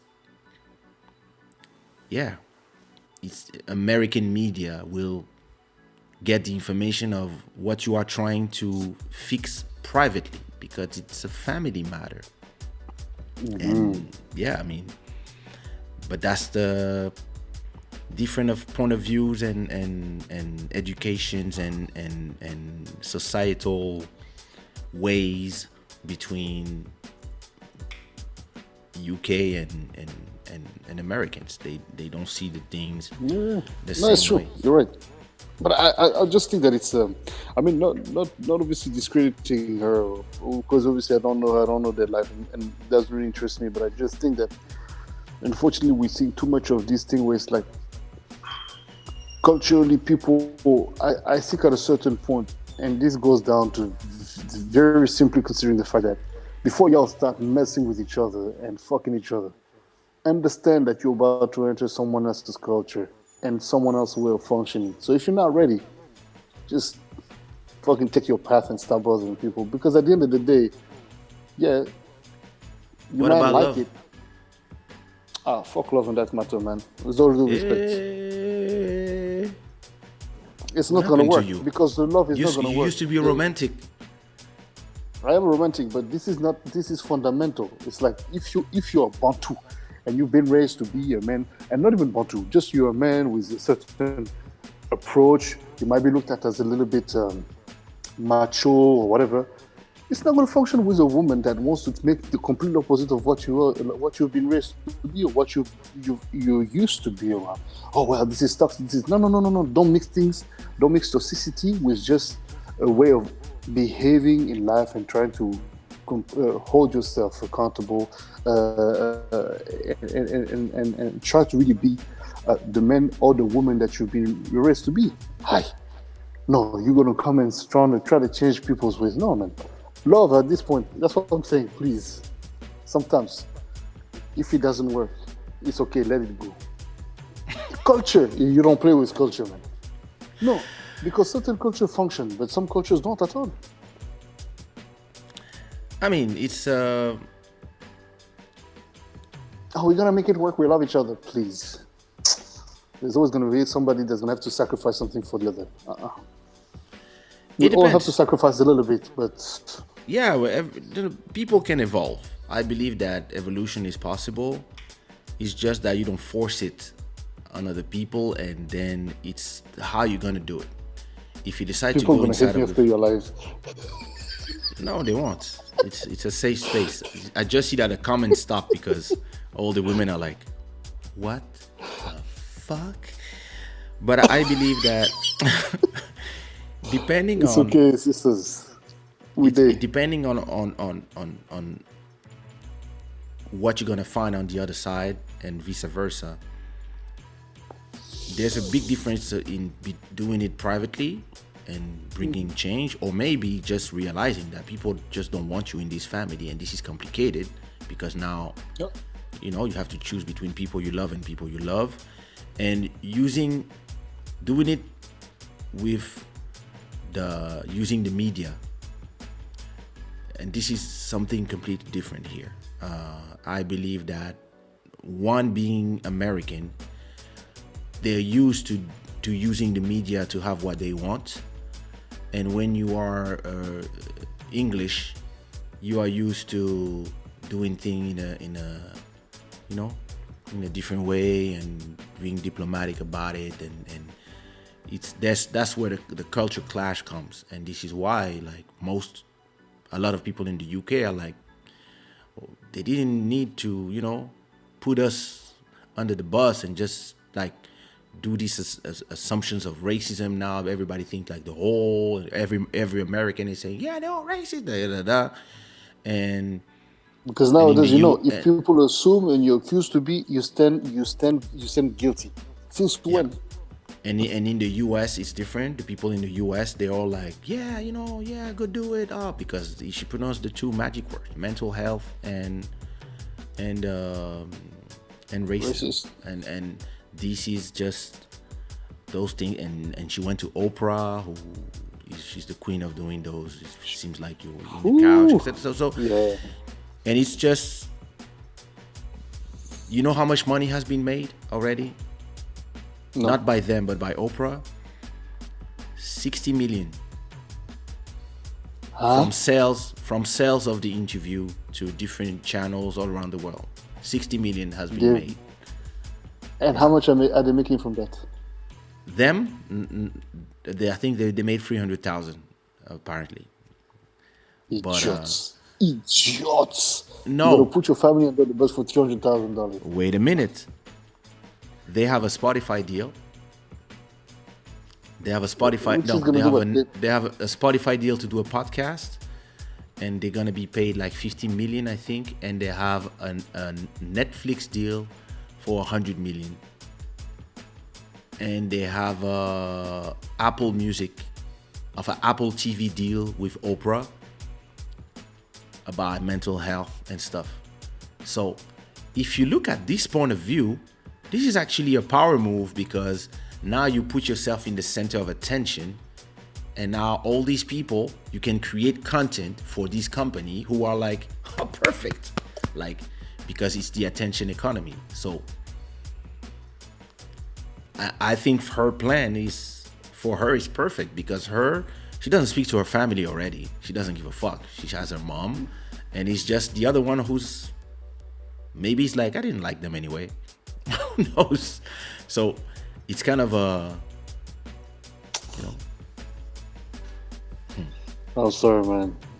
There's not a chick in the world It's that's not going to worth turn me what against my the own queen family. has. Yeah, but what the queen has is not his. No, yeah. It's easy. You know, he's making his own money. So I mean, hey, you know, if you are an American, yeah, you like, yeah, but me, somebody born in Africa, raised in Africa, and then in Europe, I'm like, I wouldn't go to TV and risk my family, and then let people like Gayle King, like Oprah use me for their propaganda, because they have an agenda. And but the thing is, she's there, you know, she's the same. Meghan is from the same cloth, so for them, look, he has a conversation with his family. She calls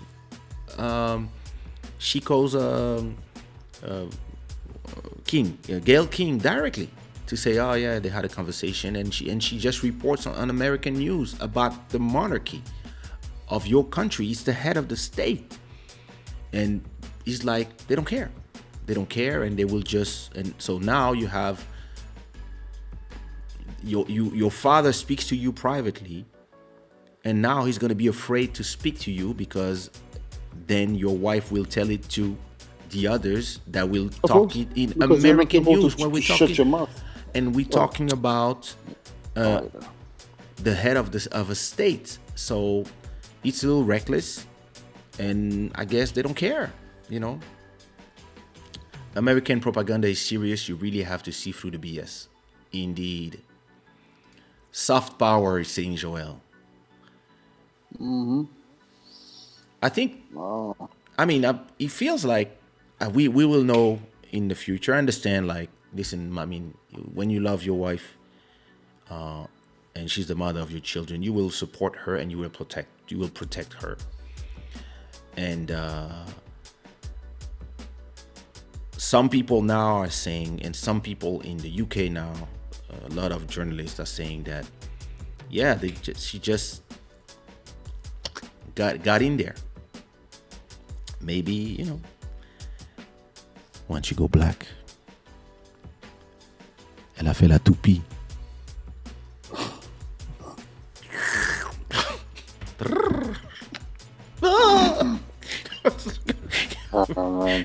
Listen, sometimes you know what I think it about is this sweet. privately, man. I'm telling you, these things, man. Honestly, like, for me, I understand wife, kids, and all that. I get that. It's a normal I'm family just not thing. cut from that cloth. I'm not cut from that cloth. For me, Me neither.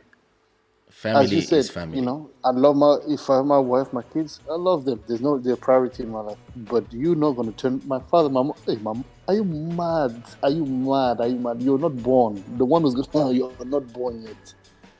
It doesn't matter which juju you think you have. Mine is stronger than yours. Are you good, man? C'est quoi ça? But unfortunately, you see that in this kind of families, parce que bon, they're really not very united. I don't know. But listen, You're head of state, my man. This is how you. This is the world we live in. We're a love of weak. If people are weak, man. Oh, la. No. Attends. C'est pas pour dire you have to support your wife, okay? But you know, you're head of state. You have responsibilities. But anyway, I think that's the thing. Some people will check out, like, because it's nothing amazing. Actually, it's just families. And no, it's not. Listen, your mother is white. She was with a man that was half black. Maybe in her family there was some commentary, you know, maybe like, and maybe Oh yeah, she had no. you know, There was a lot. She had to definitely go through a lot. But the thing is that but she was not the head of a state. but beyond that, I think that, you know, to a certain extent, as much as there's definitely going to be a lot of chatter going on and criticism, there is there is obviously the importance of having your husband. And in this case, my father was very present and very much there and really had her back. But and eventually, things get harmonized. It's not perfect, but it gets harmonized. That's how it works. And Yeah, and, and, and I think that this is the thing. People, but everything nowadays, as you just said, it's this culture of like instant gratification. It has to work yeah. out now. Like, mama, give it time, I beg. People are not used to. Plus, anyway, let me go. This thing gets me. For me, the only thing that makes me laugh, the only thing that made me laugh, right?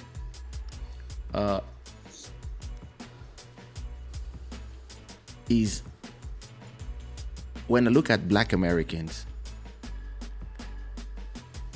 and they all here like, yeah, cheering, let's go, come on, racism, come on, we are all behind you. And she never goes out with her curly hair. She's never been with black guys. Like, she's not even the right hero for you guys. And all of a sudden, she just put the race card, and they're all running. When she never claimed, like, you see what I mean? Her everybody around her, best friends, boyfriends, everybody's always been like white people. So I think she's half. But I believe that she identifies, I don't know her, but it seems like she identifies more as white and with white people. And when you see like every last boyfriend, yeah, so, and then you want to be the hero of, the race card, and I think she has to be careful because in her plan, she could be used by those people. And if she doesn't play well her cards, it could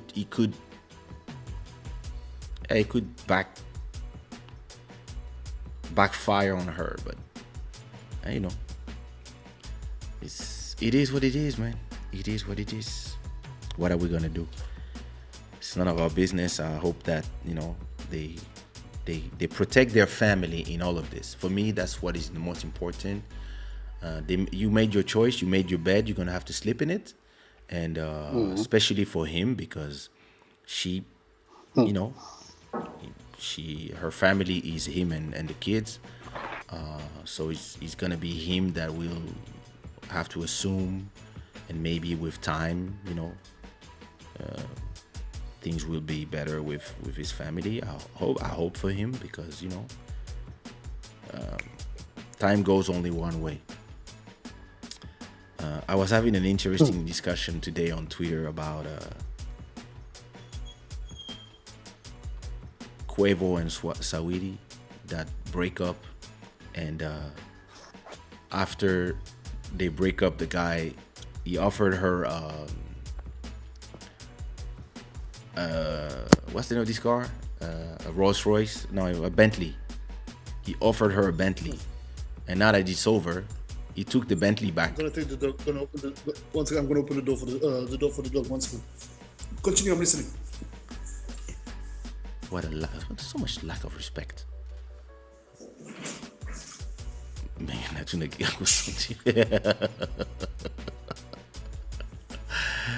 yeah, and the guy, since it's over, he said he sent somebody to report a car, take the car back. And she's a person who's been very vocal about her being materialistic, about it's just the US now, and around the world now, most people, they believe that if you're not offering me first class plane tickets, business class, big hotels, cars, Birkin bags, it's not love. So yeah, the guy was like, yeah, give me my car back. And of course, I mean, he's a cheater, so. But like, I had, I was having fun about that, but on Twitter, and some girls were coming at me like, yeah, but yeah, that's petty. If you offer something to somebody, you don't take it back. And I was like, well, listen, you guys are talking, and you still have a lot of money. I said, I mean, I understand. Like me, if I offer you something, it's not to take it back. That's me. But I never offered a house. I never offered a Bentley. What I offer is little pendants of 100 euros, maybe a bag of 500, maximum 1,000. I never gifted somebody something that costs 300,000 or 400,000. So if shortly after I offer this we break up,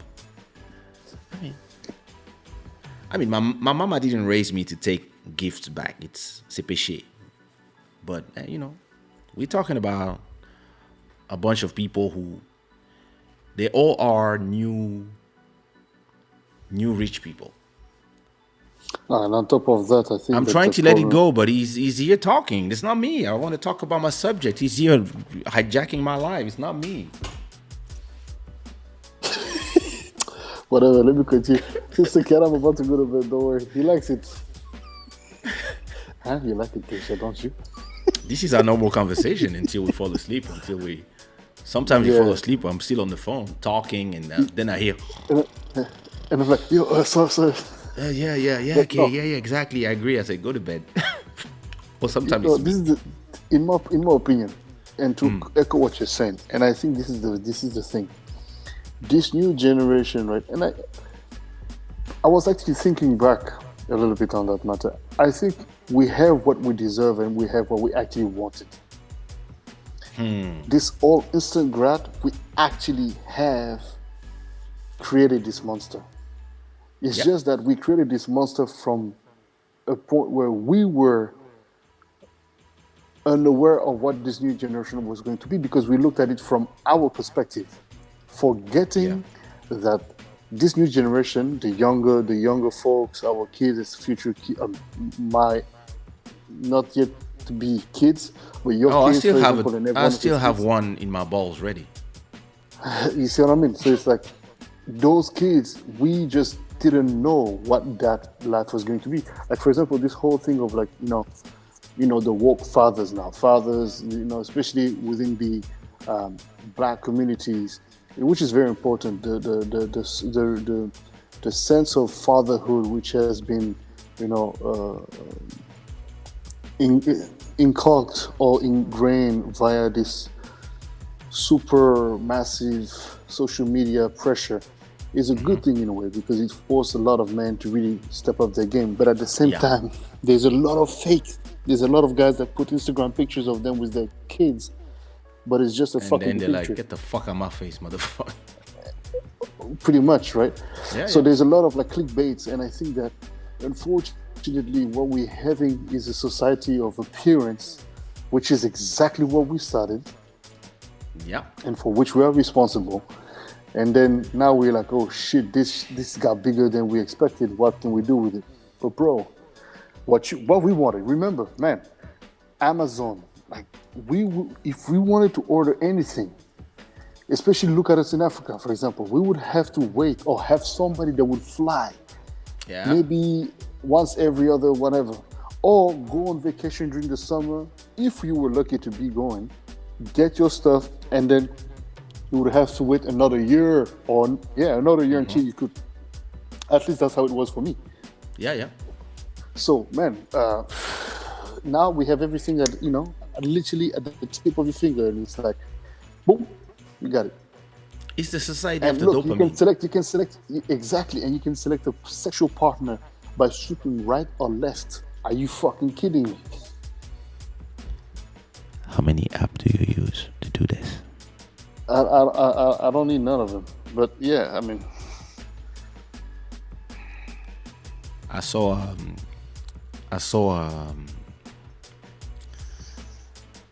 some people who are they study they study like movements when they have conversation, and they were looking at Harry and Meghan, and they were looking at it from forensic Oh yeah, those guys, the guys who do comportmental, yeah. comportmental So when I say what app, analysis. when I say what app do you use, you did that, it means you lie. That's not true because I was looking at the Use message. Grinder. Well, why not? I mean, shit. If I was gay, I probably would be using Grindr. I heard about But it. I think Tinder would be better. You know that there's a lot of Grinder and Tinder parties in Lisbon that are like 20 Oh my people. gosh. 20 people, they meet And in it's those gangbanging? teams, and they just stay a weekend in whoever has a big place, and then yeah. It's not for me, man. One of I our can't- I friends don't mix fluids. one of our friends was like, yo. Are you One serious? of a gay friend was saying, Ah, I took four this weekend. I was like, 4? Oh yeah. I was like, just to stay there all weekend. I was like, all right, my Alright. brother. Here you go. like, let me see how you walk. Okay, I guess you fine. They were like, oh yeah, I'm going back every weekend. I was like, yo, damn. Like, Oh my god. got married too early. And same thing for Tinder. Like there's in Lisbon, there's a lot of secret Tinder parties where, yeah, people arrive Friday and they stay until. I'm not into that. I'm good, man. But yeah, you know, like it's the dopamine is responsible for all this. When you have a lot of people, they come on the platform for the adrenaline, and it created a lot of people who, yeah, like you said, everything is gamification. Everything has been gamified because, yeah, you choose your partner like a game. Oh shit, I swiped left. I wanted to swipe right. Oh, it was cute. Go back. And sometimes I go to platforms that I like. Or sometimes somebody tells me, "Hey, why are you on this platform?" I'm like, I'm not on this platform. I'm not. And yeah, some people use my photos in those platforms. What am I gonna do?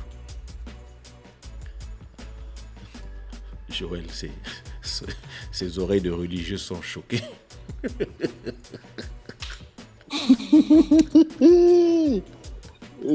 Bro, there's a lot of things. Faut bouffer les oreilles, c'est pas grave. There's some things happening in this world, especially during the pandemic. Because listen, everybody that is single, it's been a rough year.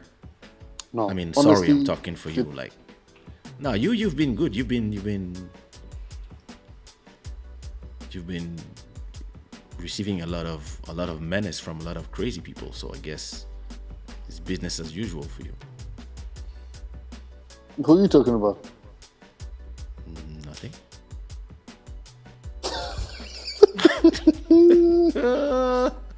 No, you know, people are gonna do what they want to do, but unfortunately, well, they forget that, you know.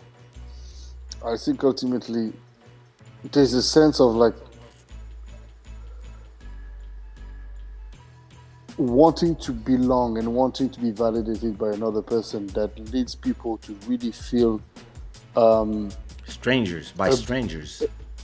abandoned, especially strangers. Like you never met that person just because you know you guys exchange a nice conversation quickly, like maybe on Instagram, whatever. Makes no Automatically, you're best friends. Are you fucking mad? I don't know you. You don't know me. I hate I might this be a cool when person. I hate this when women take photos together, and then they're like, "I love you so much, my sister." I'm like, You just met. "You just met." What does it mean? Like, oh my god, we could click like that. Don't Like be we so are old. soulmates.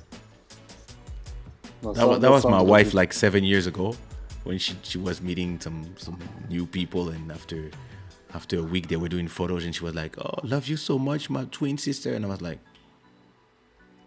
"Do you know that you guys are not talking in 6 months, right?" Oh, da da da da. What do you know? Okay. 6 months later. Hey, a long time I didn't hear about that. Ah, that bitch. Now she takes her time. She's like, my only sister is my real sister. I said, finally, finally you wake up. But this is the problem. Social media has completely perverted a lot of words. Everybody uses words like brother, sister, Yep. friend. And look at all the platforms. They slowly changing the name of everything, because in Facebook, remember, you used to become friends with people, even on Instagram, and now they updated to everything to follow. Now you just follow. You follow or you unfollow. Back then it was a friend, and a lot of people they start believing that you are really their friends. And when you unfollow them or you unfriend them, I remember unfriending people because whatever they were posting, I have nothing against you, but what you're posting, I'm not interested in it. Like, Interesting. so I just unfollow because it's no problem. And the person sent me messages with my CDs in the trash. Huh? You unfollow me? I will never listen to your music again. You cannot even sing, motherfucker. Fuck you. Your kids are ugly. Yo. What did I do? You unfollow me. And what's Oh man. And it's the same thing. I receive messages every day of people. It would be an honor if you follow me. Can you follow me, please? Can I have a follow? Can I have a like on my photo? I'm like, Oh my God. You know what? I had that today. So there's this girl. She looked cute. So she a lot of sends cute me. girls in Buddy's mentions. Yeah, there is. This is the life of the single guy. I forgot these times. Hunting like a lion in the savannah. Not really in Looking a for a hunting mood. gazelle and yeah, go ahead. But and it's funny. It was it's like she was promoting this other guy's Instagram. What the fuck? Some DJs. And I was like, well, not that I cared anyway if she wasn't promoting her stuff or nothing. But I mean, I just liked whatever she was sending me, which was I didn't really pay attention to. I just saw it was a link. just But like- you know, sometimes people send you messages, press like double tap. the heart, and that's it, you know. And so I was looking through my message later on this evening, and I saw a response, and the response is like, "Go follow this guy," and I'm like, "DJ," I'm like, dude. Nah, I just deleted the message. I was like, yeah. Even if that person was nice, but it's not even about that. It's just like I think people have come to a point where it's like the simple fact that they can get reaction from you is enough for them to feel like, you know, oh my God, you know, he responded to me. Strange. Ici, dans la maison, dans la maison. Allez, hop. Voilà, c'est fini les conneries là. Tu es censé être dans la maison cette fois-ci. I see a Sorry. woman in the mirror. That's how you talk Which to woman? a girl? There's no woman. Sure. Look at this one. Huh? Anyway. No, Papa K, this thing is real. Huh? No, Yeah. social media. Social media It's has transformed. It's not a safe space. The thing is this. It is a safe space if you know how to move in it. But most people don't know. Most people, they just, they just click on any link that they're sent, and then they get their accounts taken away. Hacked. They talk to anybody. Anybody they talk to, they start sending pictures. They listen, like, when I receive strange stuff from women, I don't even open them, because this could be anybody. I'm going to bed for Buddy. I'll be tired for you. You see? Nah, believe me, I'm about to go to bed like in literally 5 minutes. It's Good night, sister. good night, sis. It's this thing where you have those people like they will just think that because you are talking with them, that you are putting them in the same level as your real friends, your family, etc., etc. When responding to a message or liking something doesn't mean that we are friends, or even replying to your message, it doesn't mean that we are close. It just means that I responded to your message. And it's complicated because some people will send you a message, a normal message about something, a compliment or whatever, oh, I love that song or something, or oh, great photo. And then if you say thanks, now that they have your attention, now they're asking you for something. Now they're gonna send you their bank account number and tell you that, oh, you know, that I'm suffering, help me. Or they're gonna send you the new song. Oh, you know, I have this song, can you check it out? Can you whatever? Or the thing that I hate to receive is, oh, it's my birthday, can I have a 30-second video? Oh my God. Listen, I got this guy on Instagram.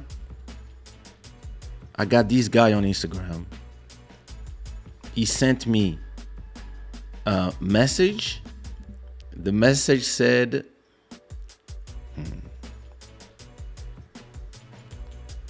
what did he say? He sent me a message telling me that that's his birthday. I'm Congolese.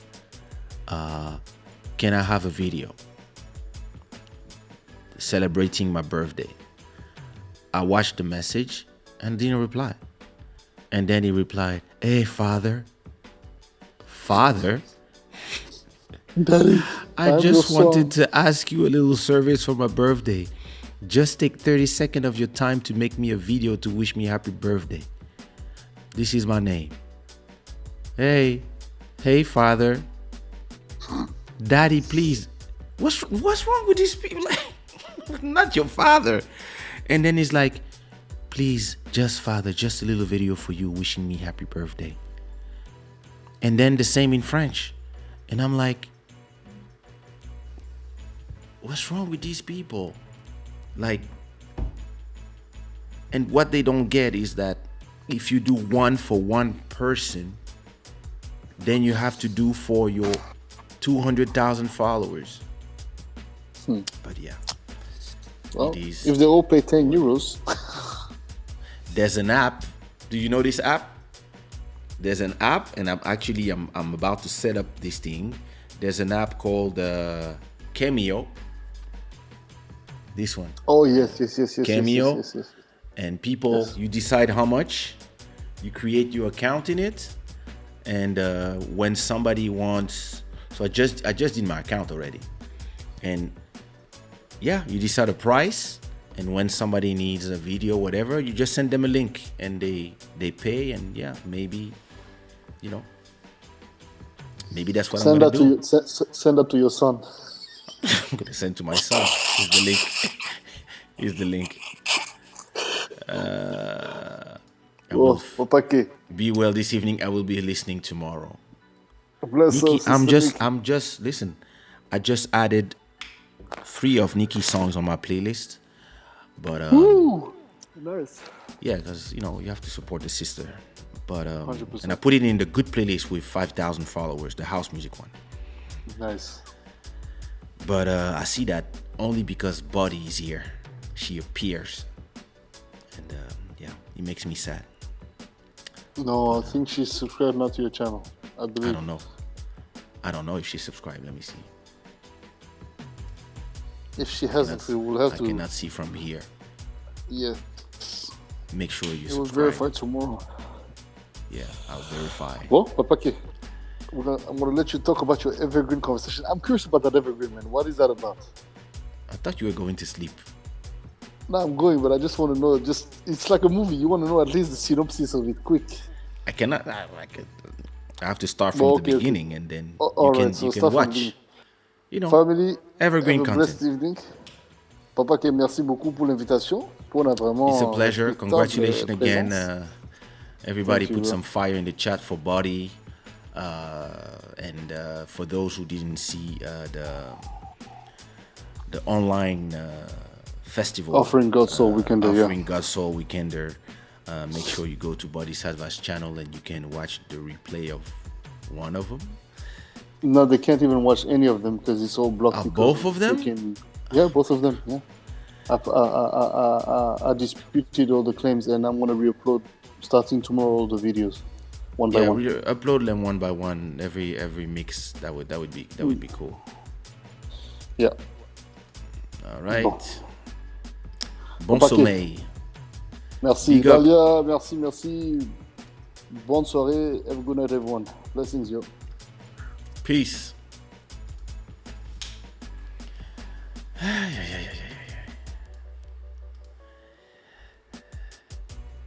So guys, before I go, let me just give you a little bit of why my intro is always like a whole 2 hours. But yeah, it is what it is. What I want to talk to you about, I had a guy on Instagram. He was telling me he's a Nigerian singer and he needed beats, and he tells me I have to send him 4,000. Wait, he needed beat and you had to send him money. People on the internet are magical. People on the internet are magical creatures.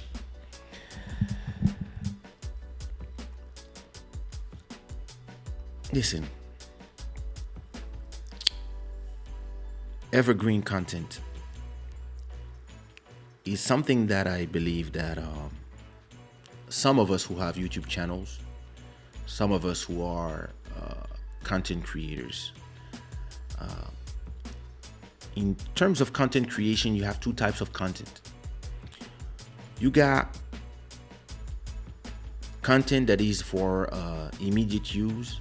So for example, Harry and Meghan do an interview, or Kim divorces Kanye, and you talk about it because you are a gossip channel or you are a commentary channel or whatever. You talk about this, and in a year, 2 years, 3 years, 5 years, this content becomes outdated, and nobody cares anymore about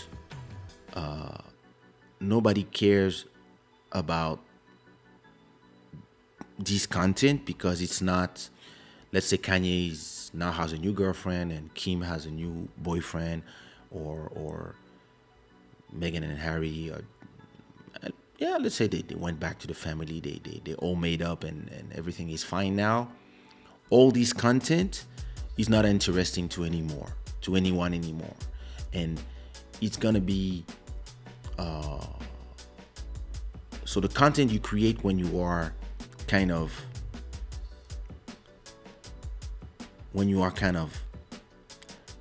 sticking to the news, it's a content that you have to constantly renew the content and make new videos or new episodes, because it is content that has to do with what's happening now.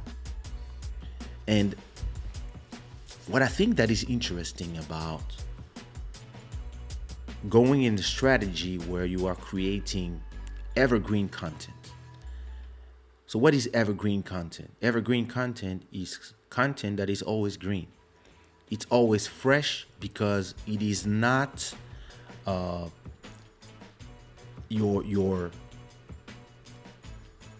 the interest people have for your content has nothing to do with time. And if you come to Club Shada and in 5 years, and you go to an episode where I talk about content creation or about mental health, or I talk about social media, it is completely possible that the things that I talk about will still have value in 5 years. And this is why what I do and what I try to do the most is evergreen content in everything I do. Music, I have songs like One Love that came out in 2003, and we are now in 2021, and after 18 years, those songs are still being played. They still receive 10, 20, 50 comments every month on the platforms, on YouTube, and they still get plays on the Spotify's and stuff, and they still generate revenue. Because interestingly, without thinking and without even knowing about this concept of evergreen content, I kind of always created evergreen content. And so people can come back to my music and listen to it after 10 years, or discover my songs after 15 years and listen to One Love for the first time, and it still sounds fresh. Because I'm not somebody who's trying to do what works at the time. So like, there's the reggaeton or something. Some genres, they last only for 1 year. So when you do them, you have the instant gratification of making a ton of views because everybody's interested in that content. But when you come back after like 3-4 years back to this content, and you listen to that music, or you watch those videos that were about something that everybody was into at that time, it sounds old, or it looks old. When you concentrate on doing evergreen content, your content never fades away and is always, you can be listenable by somebody in 20 years and they will still be meaningful to them. And so if it's still meaningful, it means that people will keep watching it. And if these people keep watching it, it means that if like me, you have a channel that has a monetization activated, it means that you will keep generating income, passive income from that revenue. So if you start doing content like vlogs, live shows like Dalia, episodes of Quarantine Grooves like Bodhisattva, or Club Shada episodes like me, and vlogs and whatever is in my channel, what is interesting is that when somebody discovers my YouTube channel, sometimes they discover because of Club Shada, sometimes they discover because of Kaysha on Dikwa, or whatever song that I have that is popular on my YouTube channel. Sometimes they discover because of a vlog. And because I have 900 episodes of vlogs, sometimes they go back to vlog number 1 and they just watch. Somebody one day told me, and he was leaving a comment every time he watch a vlog. So me, I see in all the comments, and I was seeing that person leaving a comment, and he would watch like my vlogs are usually 15 minutes, so he would watch like 4 episodes every day. And I was like, and at a point he told me, I just discovered you and I'm just watching vlogs. Like sometimes I just watch your vlogs all day, and like I'm at episode 100 and something, I still have 700 to go. And I was like, wow. And they are following your evolution, and at a point they start watching your shows, and at a point you start watching they start checking out your music, and at a point they buy a t-shirt. And in every step you are generating income from that person. And that is what is super interesting when you do a cooking channel or whatever kind of content that you do. It's super interesting to, and this is why I never like to be in the trends. I don't follow trends. I like to set trends, but I don't follow trends, because you don't want to follow fads, trends that last like 5 minutes, 5 months, 1 year, unless you really want to like generate quick money that you can invest in something else. I really believe that it's great to be able to create content that stays green, evergreen content. And this type of content will just keep being discovered and discovered and discovered in generations. And the way I produce my music and the way I create my content, including what you are watching now, is always with this in mind. I create content that I want people who are watching right now to enjoy, but the people who are watching tomorrow morning, I want them to enjoy even if they are not watching live. But I also want, if somebody discovers my channel in 10 years and there's like thousands of videos in there, there's, I don't know, 1,000 episodes of Club Shada, etc., they can start watching from episode 1 and still enjoy. And yeah, maybe there's gonna be some episodes about, like, even when we have this episode when we talk about like Prince Harry and Meghan Markle, I'm not really talking about what they did and etc., and if it's good, if it's bad, whatever. I'm more talking about the cultural aspects of it and how what it inspires me as somebody who has the values that I have. And this is something that anybody can watch in 5 years and still get value from that. And yeah, I really believe that whatever is your strategy as a beat maker, as a content creator, as a live streamer, try to follow this strategy, so that whenever you create your content, even if you don't have a lot of viewers today, you can end up in a year, 2 years, 3 years with somebody who a group of people, if they discover your content and they love it, they can go back to the beginning of your content and they can enjoy the replay.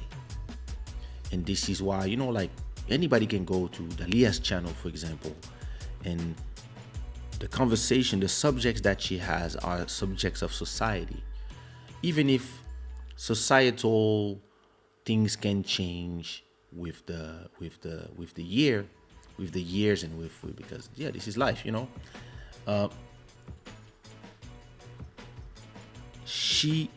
anybody can still come to content that she did 5 years ago in this same channel and appreciate the message and the things.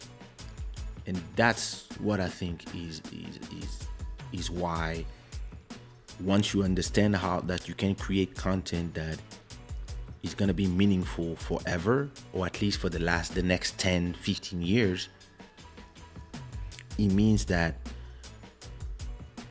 you can concentrate on making the content today. And if you have 3 viewers, it's not important, because somebody can discover you in 1 year from now, and they might want to rewatch everything from zero. Just like when you discover a new series, or like, listen, to give you a superb example, 3 weeks ago, my wife discovered Grey's Anatomy on Disney Plus, or I think she started watching on cable here, and she was like, "Oh, Grey's Anatomy, I love it." And I was like, "This is old," and she was like, "Oh, I love it so much, and I want to watch everything." So I was checking on Disney Plus, and I was like, "Oh, there it is. You have every episode ever, all 17 seasons, something like 500 episodes. They're here." So listen, it's been 3 weeks that when she wakes up, she starts playing Grey's Anatomy. I think she probably watch 5 episodes every day. and now she's at season 6. It's been like a month, 3 weeks, I don't remember. She's at season 6 or 7, and she's watching those people grow old. She's watching the changes, the hospital, etc., and she's following everything. And she's just like watching it like daily. Soon as every time she has nothing to do, or she will just get in the sofa or get in bed, and she will play and just watch all this content. And when I was watching it, I was amazed, because I was like, wow, like here's a series that you can just rewatch,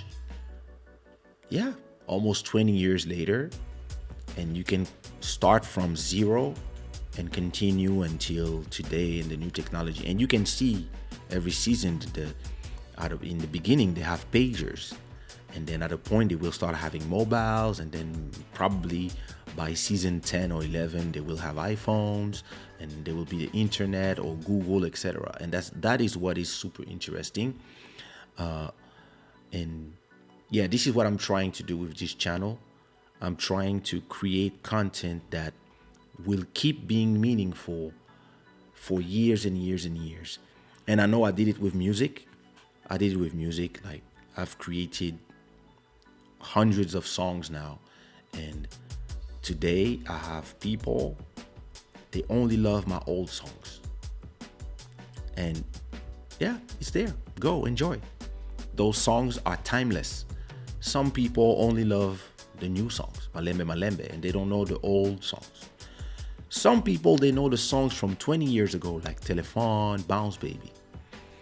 And some people, they know songs from the middle, like Diamonds, Something Going On, Be With You.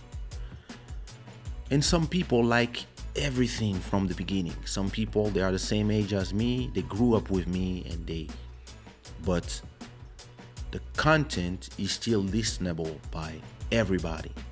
And I love when I receive those comments. Sometimes on YouTube, I receive comments like, "Oh, I just discovered you." And my answer, and she's like, "Oh, I just discovered you. I can't believe that I just found you now. Like, where were you? Blah, blah, blah." And usually my answer is, welcome to my universe. Make yourself at home, and yeah, don't be overwhelmed. There's a lot of songs, there's a lot of vlogs, there's a lot of club shadas. Watch something. And this really, when I did it, I didn't really know why I was doing it. I didn't even know that the term evergreen content existed. But during the quarantine, this is what fed my family. This whole 1 year, it has been feeding my family because there's no shows. And yeah, I've been, every episode of Club Shada is, when you are watching live, you guys can support with the super chat. But when you are watching after, there's ads. And some people will click on Shadaware and they will buy a t-shirt. And some people will click on, buy me a coffee, and they will offer a donation. But once you have 100 episodes on your channel and the 100 episodes are monetized, if every episode you have is played every day 10 times, that's 1,000 plays. Multiplied by a whole month, that's 30,000 plays. And then the more content you have, the more thousands of plays of everything you have starts happening. And then you kind of become like a Netflix by yourself, where there's so much content to watch that some people will spend a whole day watching your channel. And then if they stay, they might subscribe, and they might just stick with you. And like, some of you guys have been sticking with me forever. And that's the concept of evergreen content. And I really believe that in this world where there's too much content being created. I mean, too much. There's an infinity. It's a rabbit hole of content like this. Everybody's creating something. Personally, that's what I'm focusing on. Creating evergreen content that never gets old and can be watched anytime by anybody. And maybe like when my daughter is 15, in 10 years, she can, we can sit in the living room and she can watch Club Shada, and she can enjoy like listening to her father talk about things, and maybe she will know a lot about me, and she might get a lot of advices from me without even asking me. And maybe some things we will talk together because, some things need to be said face to face. But maybe on other things about businesses and whatever, she might just do like some friends do. I'm interested in NFT and the thing, but I don't even know how it works, Oh, let me just watch this video from Kaysha, 3 hours, and I'm just having a whole conversation about it.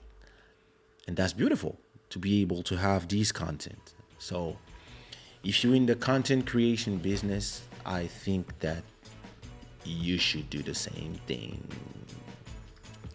All content must be futuristic. I see what you mean. I was shy. I didn't start filming myself while building computer at HP. Now I realize how much money I miss. And we start making short clips about my electronics advanced knowledge. Listen, there's a guy on YouTube called Linus Tips. I think he make millions on YouTube, and he's only about building computers, checking gear, etc. There's videos about mining bitcoins, creating mining gears. Like, there's a guy that I love watching called Strange Parts. He goes to China and he decides he wants to build a telephone by himself, or he wants to use an iPhone with a bending glass for a bending screen, folding screen, etc. Like, and watching him just create a phone and going to the different places, or get some shoes in China. Hey, Mike Phoenix, thank you so much. You awake?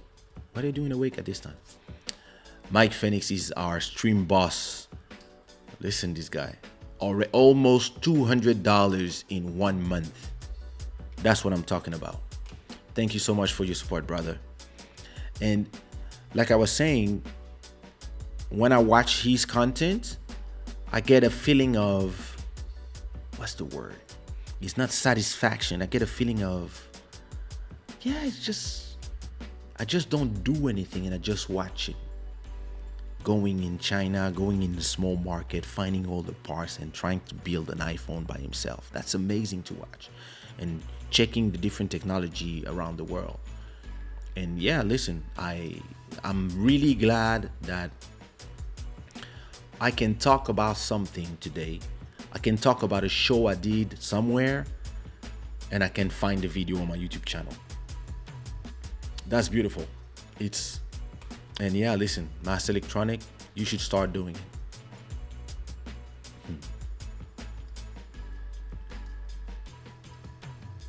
Thinking about tomorrow and the legacy. Listen, when I think about everything my father has done, for example, I would love that he had a book or memoirs or but I don't like to read books like that, right?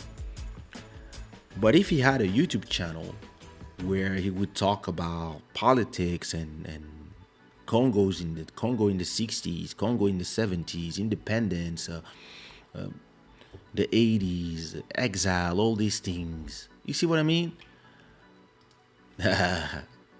Sweet night, brother.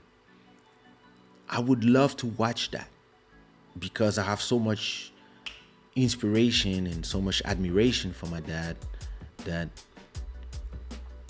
the things I know about what he did in my country, I know, but like the details I know from my cousins, from uncles, from I would love to have to watch him tell his experience of this in episodes.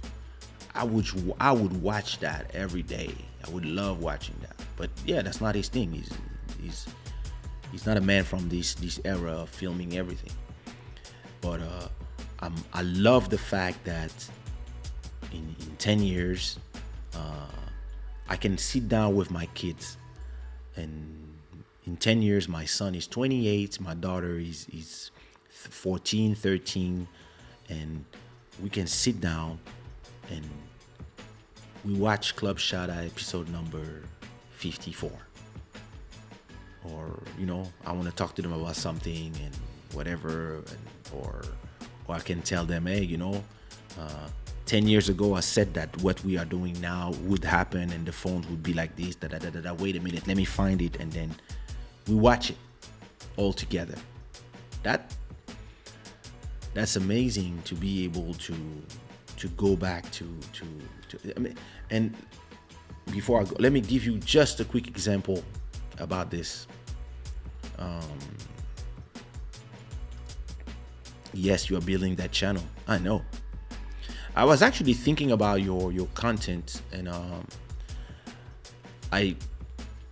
it's too late now for the idea that I had for your channel, but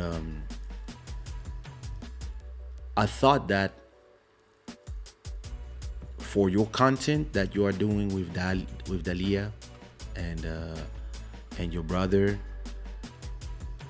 I kind of believe it should have been one big channel. But I understand that you want to separate the two brands, Joel Amen from one side, and you have all the tutorials and etc. And then you have Dali on one side. But I believe that it would have been even better if you guys created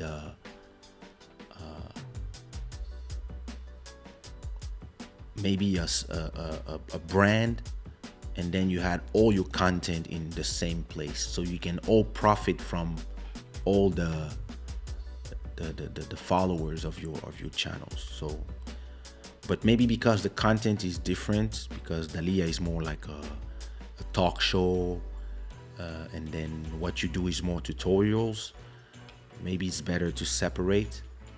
But I've been thinking about the future of this channel, and I believe that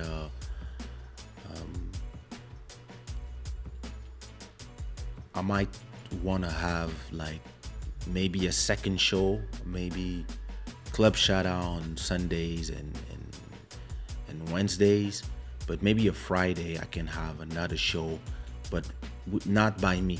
I just give the codes, I just give the master key to another person to create a show, and then they can enjoy the fact that I already have 160,000 followers, and then we create more content, because at a point you can get exhausted by creating content every day. But if you can now have a team and you can have other people in another country that can, like you see what Body has been doing with his festivals, he has this thing where he's now letting other DJs perform in his channel, and everybody's doing the same thing. So you can have Club Shada on some days, but you can have another show, but in the same channel, and then now you just become like a network. So as long as you create those content, so that's super interesting. I wanted to show you something. For example,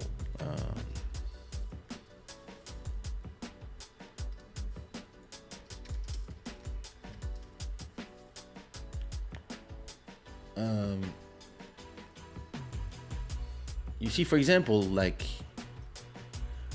a lot of the things that I'm saying today, for example, if I look at